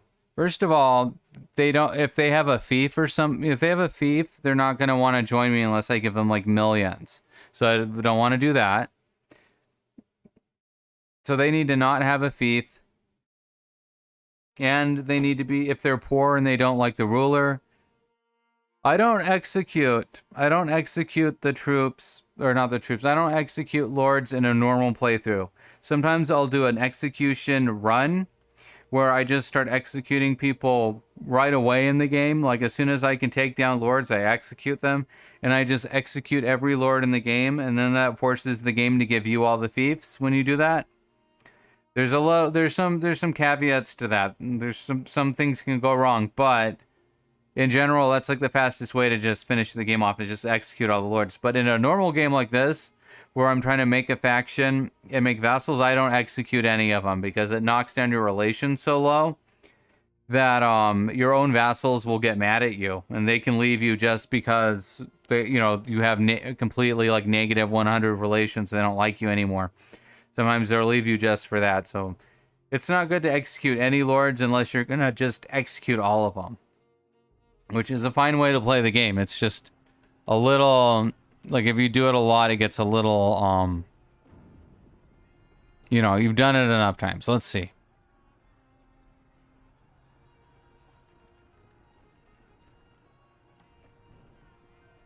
Look at them. They have parties in there and stuff. Let's see. We're going to try. We'll see just how doing a normal siege goes in this map. They have ballistas this time, but there's nothing I can do about it right now unless I want to build siege gear and blow it up. But that's going to cost me a lot more time. We're probably going to just do it this way. Okay, everybody here.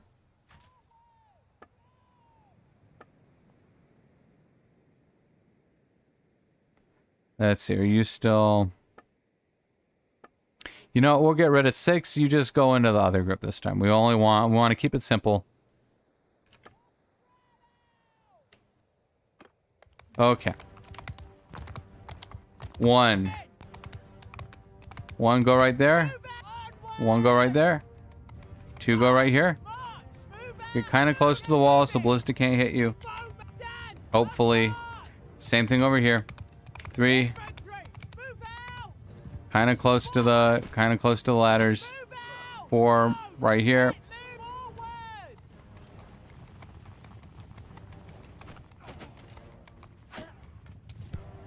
Let's see, what are they? Okay. Everybody, shield wall. 4 spread out. 3, not 4 spread out and 2 spread out. Okay, there we go. Oh, we'll see. It might be a little rough, but we should have an advantage here. Mesu, are you shooting people with the ballista? What are you doing? Where are you? Get her.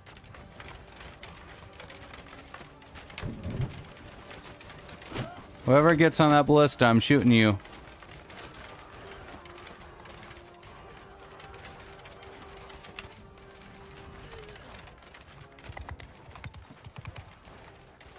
Whoever gets on that ballista, you're getting it. Shooting you.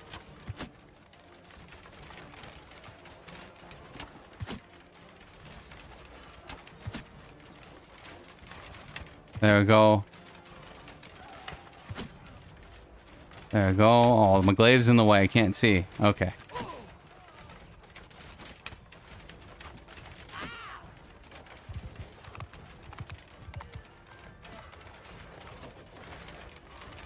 Oh, back. Okay, someone else shot him that time. Stop shooting at me. Stop shooting at me. I'm just hanging out over here.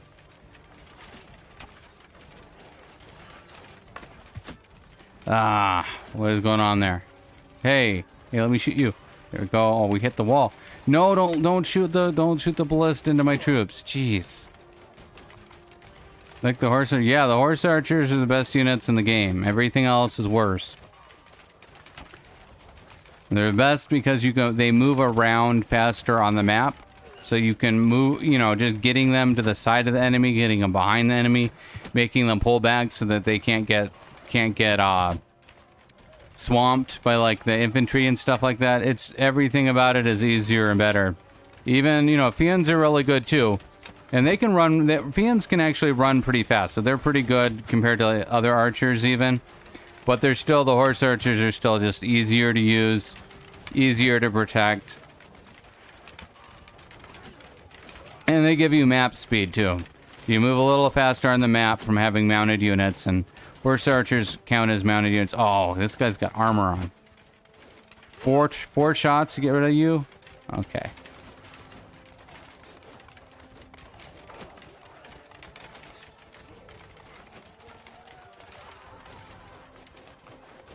Let's see, I usually play with Battanians. Yeah, Battanians are really good too. It's a tough spot to start a faction.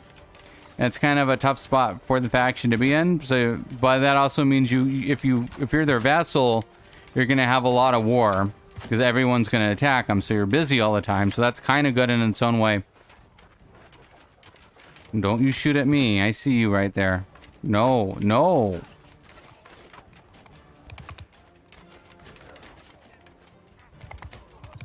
Let's see how many left. Still 200. It looks. Their power is so low that it seems like they should have a lot less, but...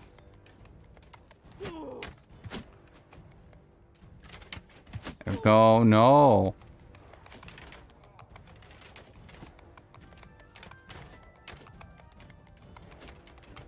Let's see.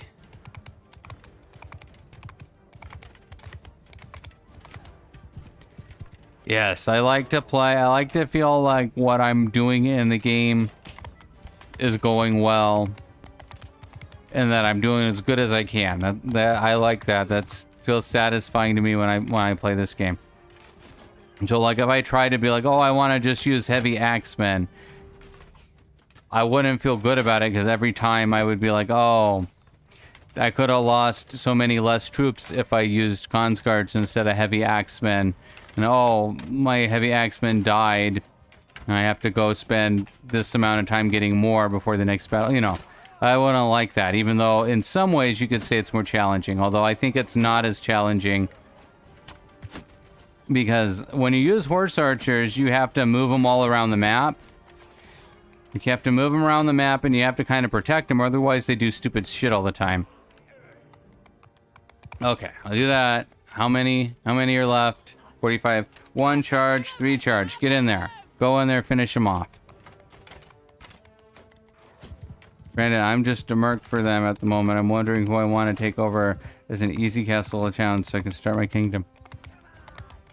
It's hard to say because a lot of times the easiest places to take, they're easy because they're in a really bad location and they've been sieged so much that their garrisons and militias are always weak. Like they're always have a low amount in them, but it's because they're getting sieged so much, which means that's going to happen to you too. When you take it, there's going to be enemies all around that want to take it, and it's going to be easy for them to constantly siege it.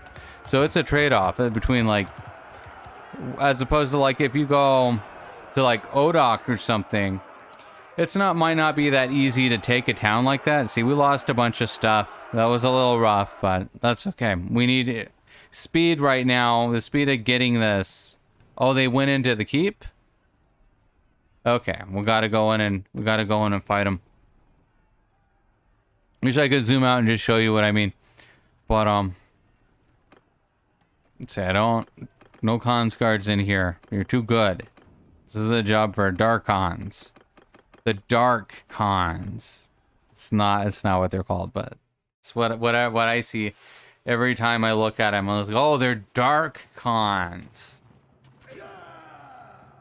Then simply, ideally, you want a fief that shares 1 or 2 borders with other kingdoms. That means less factions will declare war on you at the beginning. Yes. Yes, less borders. What I like is things like Odok or Ortengard are good because they're like at the ass end of the map there. It is still possible. Sometimes Regea or the Sarai will also try to attack you soon when you start there, but sometimes not, though. There's been games where I've done it, and it's just me and the Kuzate for a good long time, and that feels really good. Oh, who's shooting me while I'm talking? Get out of here. I'm talking. Go in the corner. Shoot me while I'm talking. Who did that? Putting that man in the fireplace. Whoever shot me while I was trying to explain something.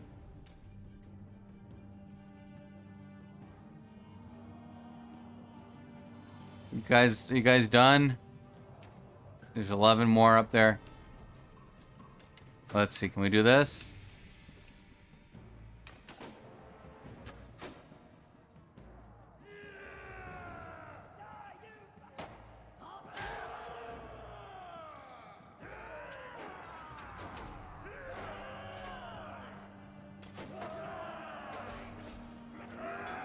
Let's see, go on.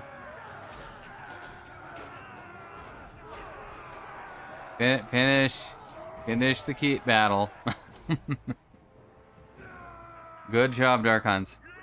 Steppe, having a fief in the middle of another faction, actually not bad because you only have to deal with that one faction. Yeah, that's true too. Let me see. Let me get back on the map and.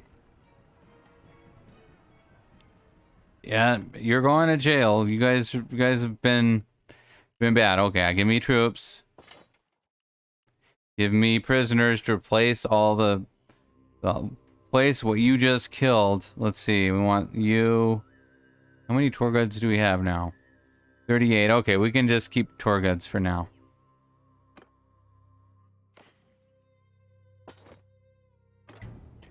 All right. Show mercy. Continue. Save the game. I'm going to save. Now I'm going to leave just so I can look at the map. Then I need to load that save before I left so we can deal with all this stuff. Okay. Areas like I like this town a lot. I've started factions here a lot. TMC, why can't I offer my brother's hand to an 18-year-old? Because that clan usually will only offer the oldest person first.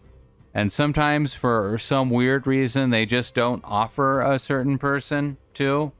So, like, even if maybe that's the only female in the clan, for some reason they just don't do it. And sometimes that changes. Like, if they're in a cooldown state or something, like if they're a prisoner or something like that, I don't think they're offered their hand in marriage right then. So sometimes that can change. But if they have an older family member in the clan, if there's an older woman that's not married, they will absolutely try to make you marry the older woman first. So that's kind of a problem, in my opinion, because obviously we don't want that. Because if they're in this game, they can't have babies anymore if they're 45. So if they have a 45-year-old, that's unacceptable. They could just change that if they wanted to, but they probably like that. Let's see. But sometimes that can change. Like if they don't have older women in the clan that are unmarried and they're still not offering that person for marriage, sometimes if you just wait, sometimes they'll do it later. It's just for some reasons either there's something up with that NPC and they're not offering it right now. All right. Odak is a good place to start. This is the butt end of the map. I would say it's average to take. Even though it's a town, it's bigger. It's usually not super powerful. Ortengard is kind of good too. The same thing, just like Steppe was saying, you're in the middle of their faction. So, again, there's not much motivation for them to decide to attack you. It doesn't mean it won't happen, but I think their daily % chance to decide to do it is a little lower. I've found that this is a good one to take. This one, I don't know. This one, we had this when we started, but I noticed the Sturgians were declaring war very often. So this one might be too close to the Sturgians to make them want to take it. I think that these ones will attract the Empire, too. Somebody, that's how I lost my brother to Regea. You should have read the fine print. Should have read what I was actually saying instead of just clicking OK. Yeah.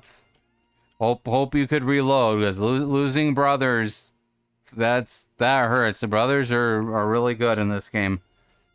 The sisters are pretty good too, though. They're good because you get to locate all their FP and attributes to basically make them a good character, unlike most of the wanderers you can hire. Okay, other good places to start, like Ortison. I started there. That's good. The same reason, same idea with starting in Odak. You're at the butt end of the map. You're basically only gonna fight the Landians for a while. Galen, same thing. That's a nice spot, end of the map. Just deal with this. TMC, what can I do with my sister? Nothing. If you marry your sister to somebody, she leaves your clan. You can't get her a husband either. Your sister has to go to college and become doctor. That's what I do. I give her 10 intelligence. And then I have her give her FP in medicine and steward, and have her be a party leader, and then she just will be in an army with me forever.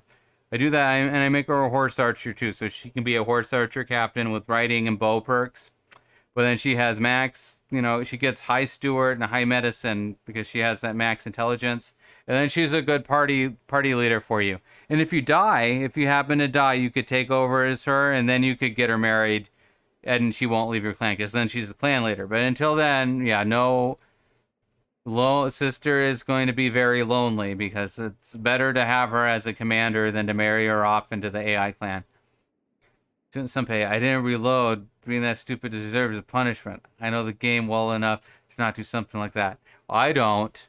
No, I reload for dumb stuff all the time. In fact, I'm going to do it right now, because this is really petty, right? I had to press leave on the map to be able to look at the map like this, so I could talk. Oh, before I forget, Galen and Orkerson, these are really hard fiefs to take, though. Odak is pretty easy. It's not that hard of a town to take. These are hard. These have crossbow militia. They do a lot of damage. They usually nobody has ever messed with these fiefs by the time you get to them. So they're very powerful. This is hard mode kind of for taking a fief, but they are a good place to, once you get them, then you have the hard mode fief. It's a good place to start. But Odak is pretty easy though. Okay. Now here's the thing. Since I'm at, well, let's see. Can I just go back in without a problem? Never mind. I don't have to reload, because let me just go back in without a problem.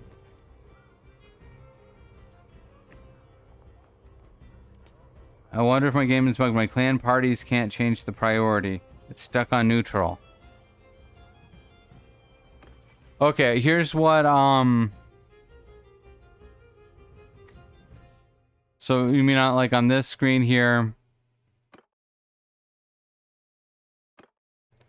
Let's see, can I do it? Or let me do it? I don't know. Let's see, can I do it? Neutral, defensive. Yeah, it lets me do it.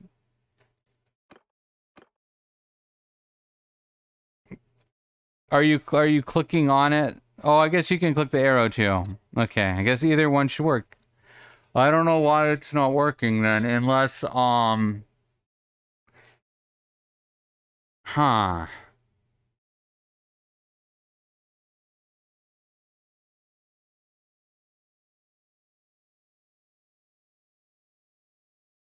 And you're a mercenary, you said. So your clan isn't in an army with you, it's just wandering around on its own. Maybe you can't change it while it's doing something. It's grayed out. I don't know, maybe they disabled it for mercenaries. Or maybe if they've been summoned to a AI army, maybe. Sometimes your parties, like if you're a mercenary or a vassal, the AI will summon them to a army, and then you might not be able to change this. I'm not 100% sure though. That does sound weird. I would keep an eye on it though and see if maybe they're headed towards an army, because it could. That's the only thing I can think of, is that maybe it gets grayed out if they're if they've been summoned to an army. But I don't know for sure. That could definitely be a bug, too. Let's see. Oh, I don't have... Okay. Let's go to our... Go to the garrison. Pick out anything really good. Yeah, we don't need heavy horse archers in the garrison. Everything else is okay. Put all this stuff in there. Put those. Oops, oops, oops. Put stuff... What did I put in there? Lancer doesn't need to go in there. Let's see.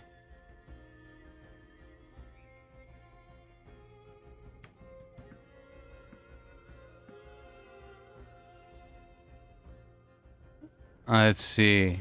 They have food. They get a lot of food here somehow. Let's see, what do you have? Nope, I've saved my game, left as a merc, and it's still grayed out.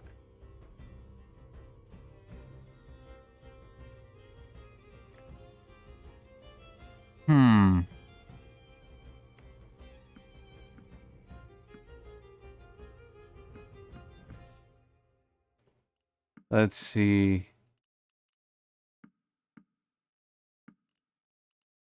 Yeah, that definitely seems like a bug.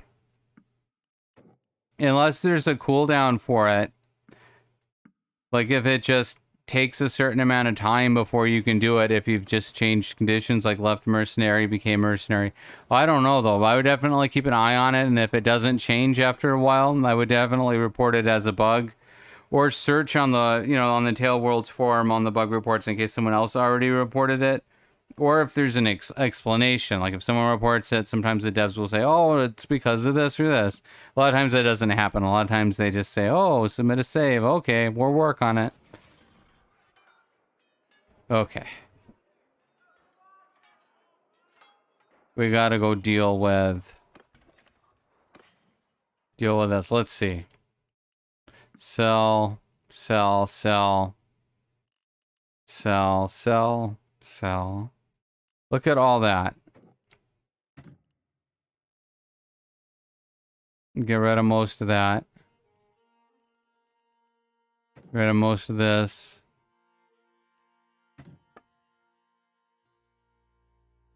Sell all this. Sell all this. Got anything good here? Tycand. Noble bows. I think I have a spare noble bow already. We'll need a second one someday, but not right now. Got some of these. Okay, that's enough taking money from these guys. Let's see. We'll get rid of those. Those are very heavy. Actually, all of this stuff is very heavy. Oh, we sold horses. Give me back those horses. That was a mistake. Yeah, give me all that. Wish I could just sell saddles. Like, just sell all the saddles. Okay. Oh, we're over. We sold too much now. Okay, go back. There we go. Their speed, okay. We still have our herd. Let's see here.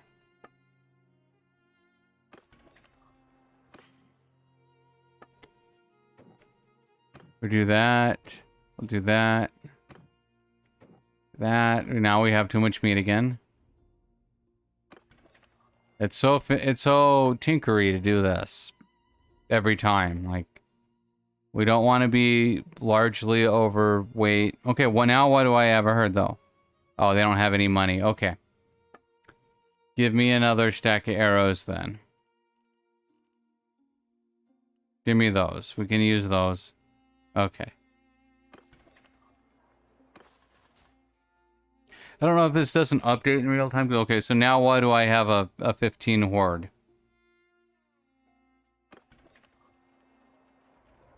They should add a button, sell.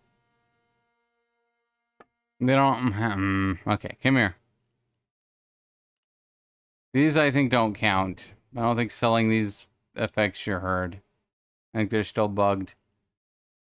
Okay.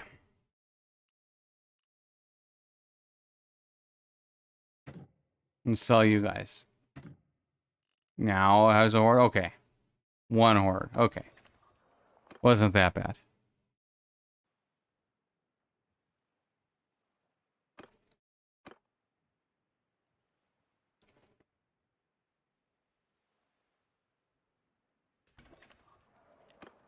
Yep.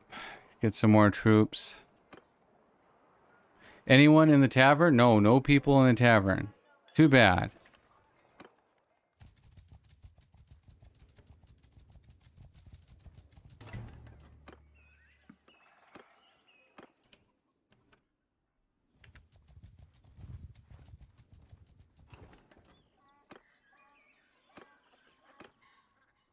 Oh, you're gonna siege my thing? Okay, well, we're good luck. Good luck, Raggy.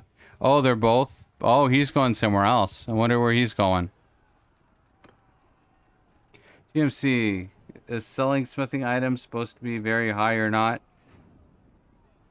It starts off low, but still profitable.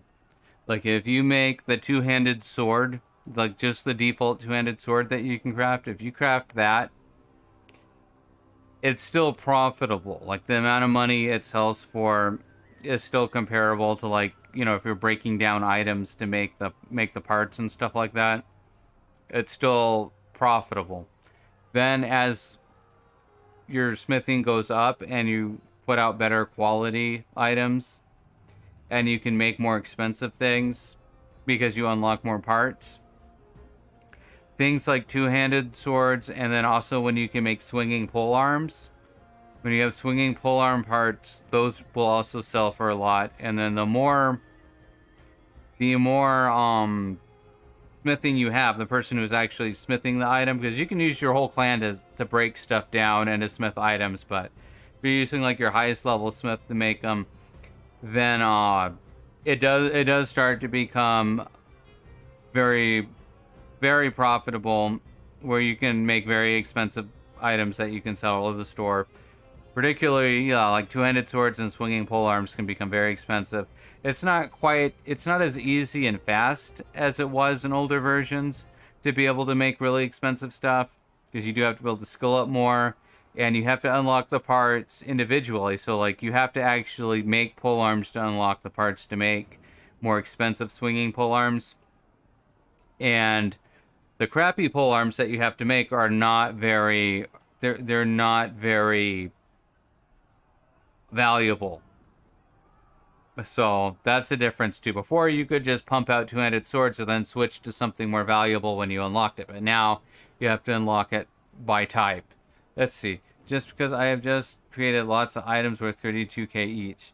Yeah, that's pretty good. 32k, that's a good price. I don't know what the upper level of, like, how expensive you can. I would guess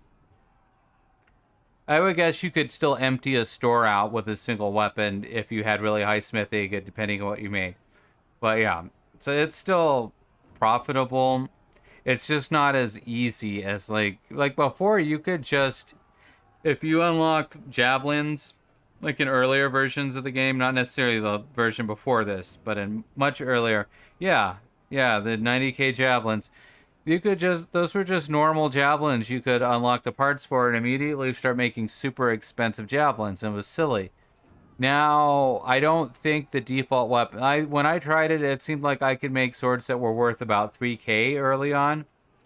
And that's still a lot. Like, that's still a lot of money. I don't do any smithing though, so except just to test it and see how it's doing. But like, I think it's much better just to go get money from defeating parties, because then I'm also getting combat skills and I'm getting renown. You know, I'd rather do that than do smithing. Because, like, right now, let's say I spent all this money and I have high smithing and I wanted to make some money, I would have to wait at the town to get my stamina back to do it. And while I'm waiting, like, an army like this is just gonna reform and come siege something again. So it's already kind of like a Groundhog's Day of armies coming up and sieging here. But if I was trying to wait in between doing this to get stamina to do more smithing, it would be even worse. It would literally be like there would always be an army here You know, and I would never be able to do it. And then also, like, your town runs out of money, too. So you have to go to another town to sell your weapons that you made. And you couldn't because there'd be an army here sieging your thing. So you can't, you know, you have to go defeat it. And then, you know, it would be hard to go even sell your stuff to get the money. And also, when you defeat this army, you'd get so much money anyway. So anyways, yeah, I don't recommend smithing, but you can do it. It does still make money. It's just not quite as... It's not as easy as it was before. You have to kind of do some crafting to build it up to make a lot of money easily, but you still can make money doing it. So it's, you know, doing something. You have to spend so much time for smithing that it's not really worth it if you only do it for money. Yeah, I agree. Now, let's beat these people up.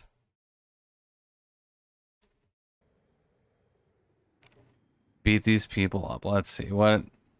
Oh, these are just. It's just Raggy. Just Raggy. We don't even care. Come here. 3. Go right there. 4. 4 go there. 5 go there. 6 go there. 2 go right here. 1. Go after them. Is that gonna work out? I think that's gonna work out. Although I don't like the way they're kind of crossing them like that. Okay. Yeah, go right to the side 4. Right to their side. 6. Pull back.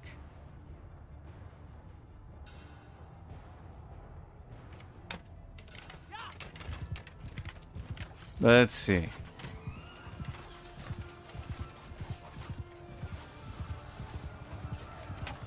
Oh, that's all our little nomads and stuff getting killed.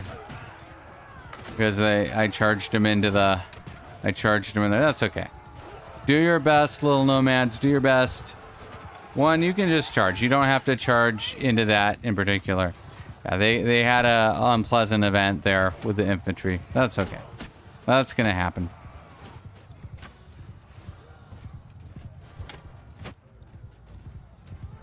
Who's over there?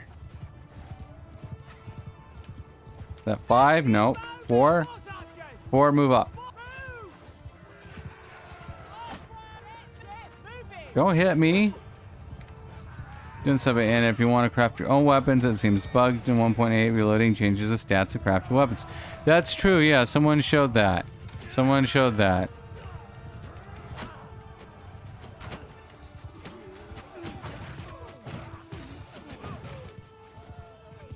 Kill this stuff, you guys. Kill it. Okay, we got a level.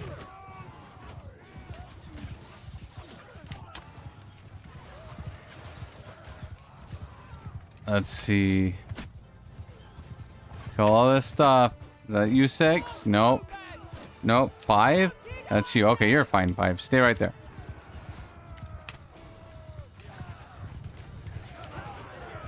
Yeah, I know people showed that on the forum, and the question was, did the update change the weapon, or did it reloading change the weapon, or I don't know, but...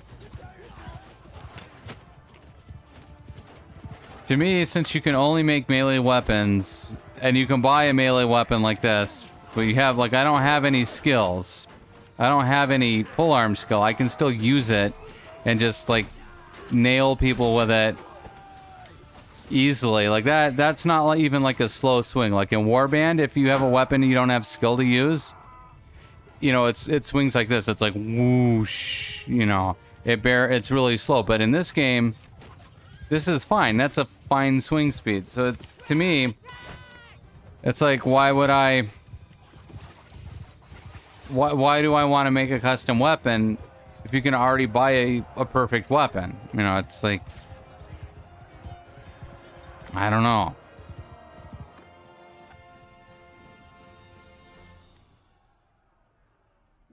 Zachanus. Yeah, get in the wagon train, everyone. That's what they all say. Okay. I'm not taking this.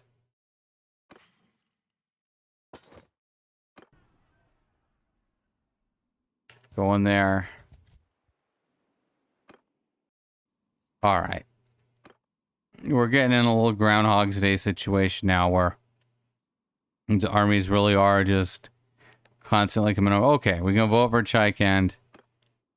Brandon, basically don't reinvent the wheel as a single. Yeah, I don't, well, I'm not going to sit there doing the smithing menu over and over and over again to reinvent the wheel either, you know. If I could talk to an NPC and make like an even better one or something, you know, I might use an NPC to do it. Let's see. Okay, who gets it? Who gets it? I get it. Thank you. I get Chikand, not you guys. Greedy guys wanting my town. Go after them. Where are you going? You think you're gonna go? They wanted to siege that too. They thought they were gonna walk right up there and siege it. So Toon Super had a sword with 144 swing damage. After reloading, it was 136. So other stats changed, but I can't remember exactly. That is weird. And also if it's just from reloading, because some people thought it might be from the update, and they were saying, well, maybe they changed the value of what the parts do, so now every weapon. But then it would be every weapon. It wouldn't just be some weapons. And if it's, well, it shouldn't happen when you reload then. It should happen when you updated the game. If it's when you reload, that's some weird thing. Who knows? Probably what it is, some part of that value is being saved in memory, and then it goes away when you're reloading. That's the way a lot of the stuff that happens when you reload is. It's because something is in the memory affecting the game, and then you somehow dump that memory, and it's not, the game doesn't remember anymore. There's lots of little bugs like that. Some of them are pretty exploitable too. Like you used to be able to, you force recruit a village.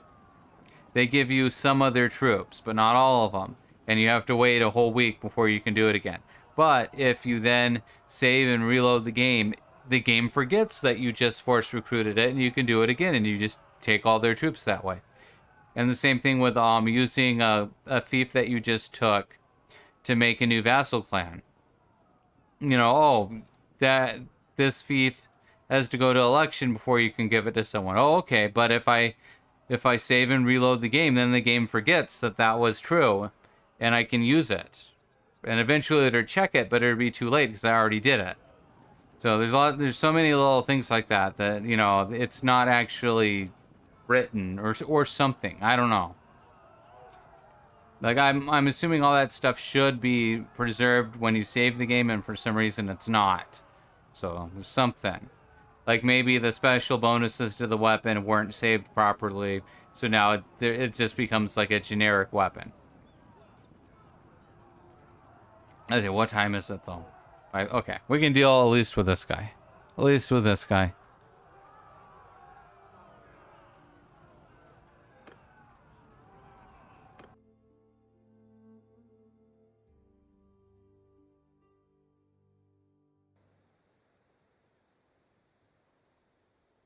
All right, spread out. How many horse archers? 100. Okay, 100 horse archers.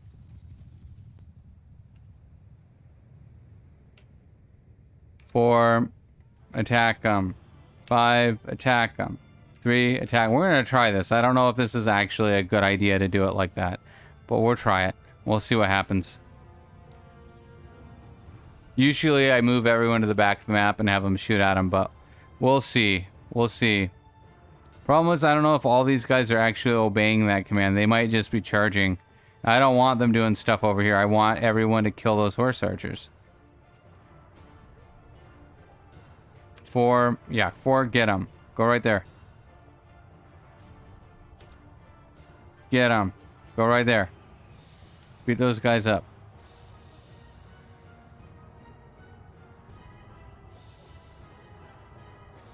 4, 5, move back. Everyone move back. You're too close to the enemy now. Move back. 3, go over there.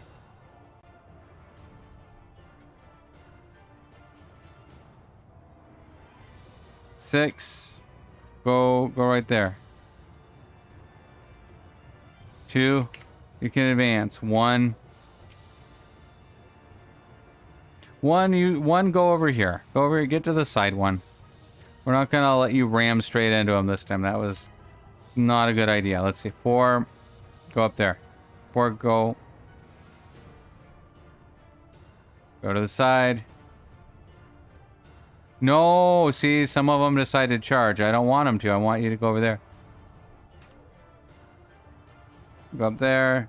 6, over here. Guess that's their infantry? I don't know. I don't know for sure. It must be. Yeah, archers are back there.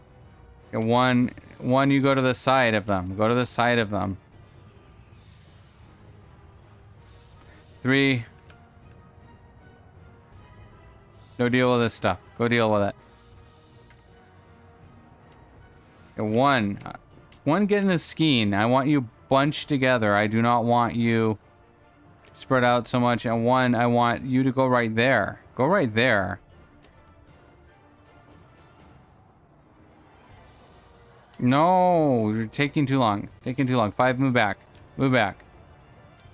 It's hard to make infantry catch people. Like, I want them to move up and fight here. Okay, now, infantry, now advance. Will you stay in your skein? So you're kind of bunched together. That's, well, they killed all the enemy infantry now. So now it doesn't really matter. Now you can just charge. Yeah, go finish them off. Making infantry do smart stuff. It's a lot of effort, and sometimes it ends up not being worth it. They killed everything before they even got over there. But it was a good idea.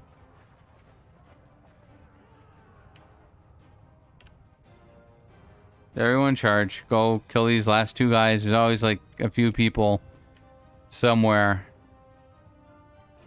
Oh, they're over here. Let's watch this guy.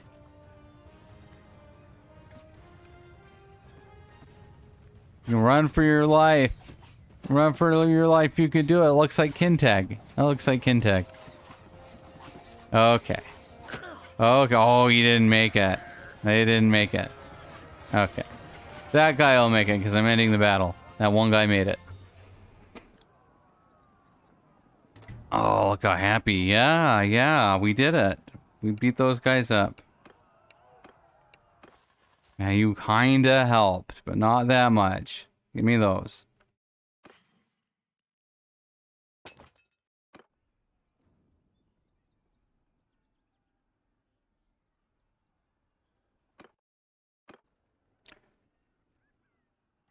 We need more wanderers to be able to spend our influence and make more clans. I don't get them because there were none in the tavern. It's not fair. Like, come here. I'm getting rid of you two, and then I think that's gonna be it for today. I go. Yeah, you can't take my castle away.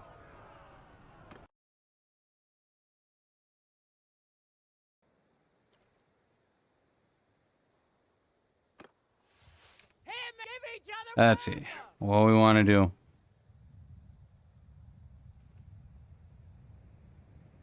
Ooh, are they just... Oh, no, they're not charging. And what is this?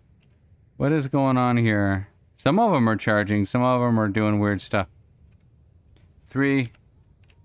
You deal with these. 5. You go over here. 4. Go over here. 1, go here. 2, go here. 6, go here.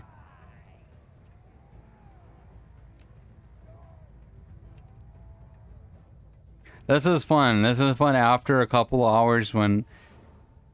It's fun to just take it easy and do the battle this way. Over there. Who are you and what are you doing? What are you... Okay, that's a... That was a cavalry. I guess he just decided to ride up and take a swipe at the shield wall and not the horse archers. That's okay. Sometimes people get big ideas.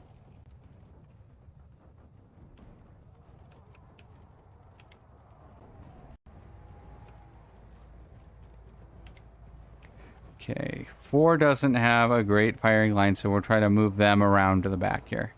Go over there.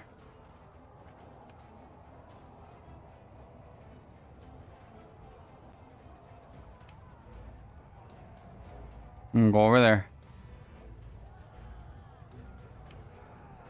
Okay. 3. Now hit those archers.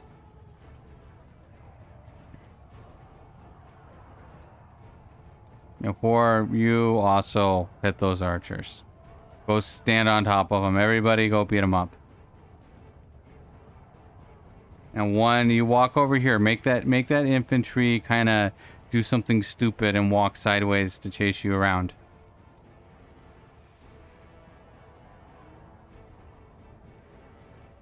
Here we go. We're just walking. We're just infantry walking around. Why are you turning your butt to the archers to try to get us?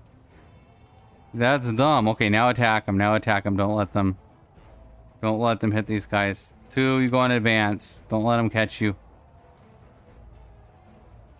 6, you can charge. Get out of there. I shot a friendly troop. How bad of me. I'm over. I think I'm in formation 5 over here somewhere.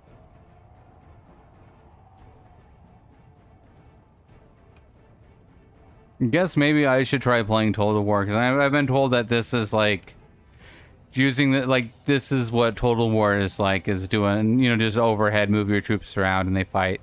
So I might enjoy that. I do like using my actual character riding around and fighting too, though. And I feel like early in the game that's very necessary. It's much better to make sure you're getting a lot of kills and doing a lot of work with your character. But now that we have a big army, this is kind of good.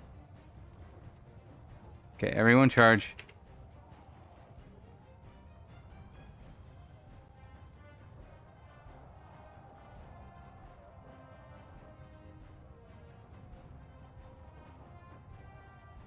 Let's see. Oh, I can do this too. Let's see. Let's switch our character.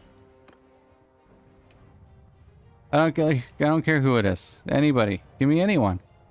Oh, can't access it right now. Okay.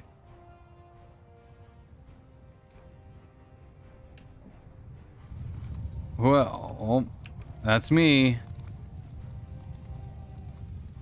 Oh, nice then. Okay, so I can be here, and then I press F, and now I'm the brother. Let's see. How does the brother doing? It feels fine. It doesn't feel that different than my character riding around. He must have enough riding. He has a bow and 3 stacks of arrows. He might be a little faster than me, actually. Let's see. There you go. Okay, what?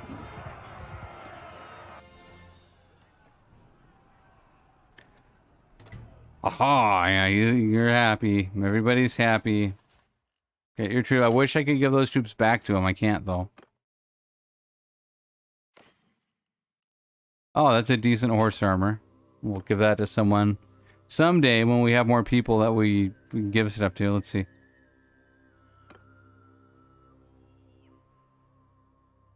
Yes, I could put him in the army, but that's not going to be that helpful. Okay, come here. Take some of these troops.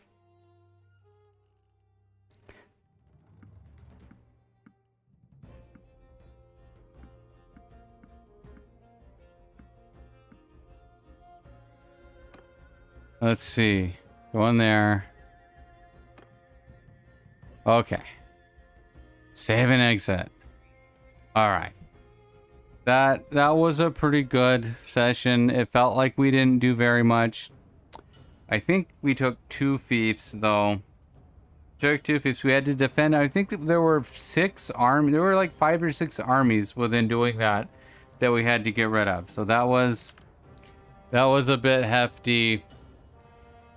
Oh, it was a bit, I don't know. It was okay, though.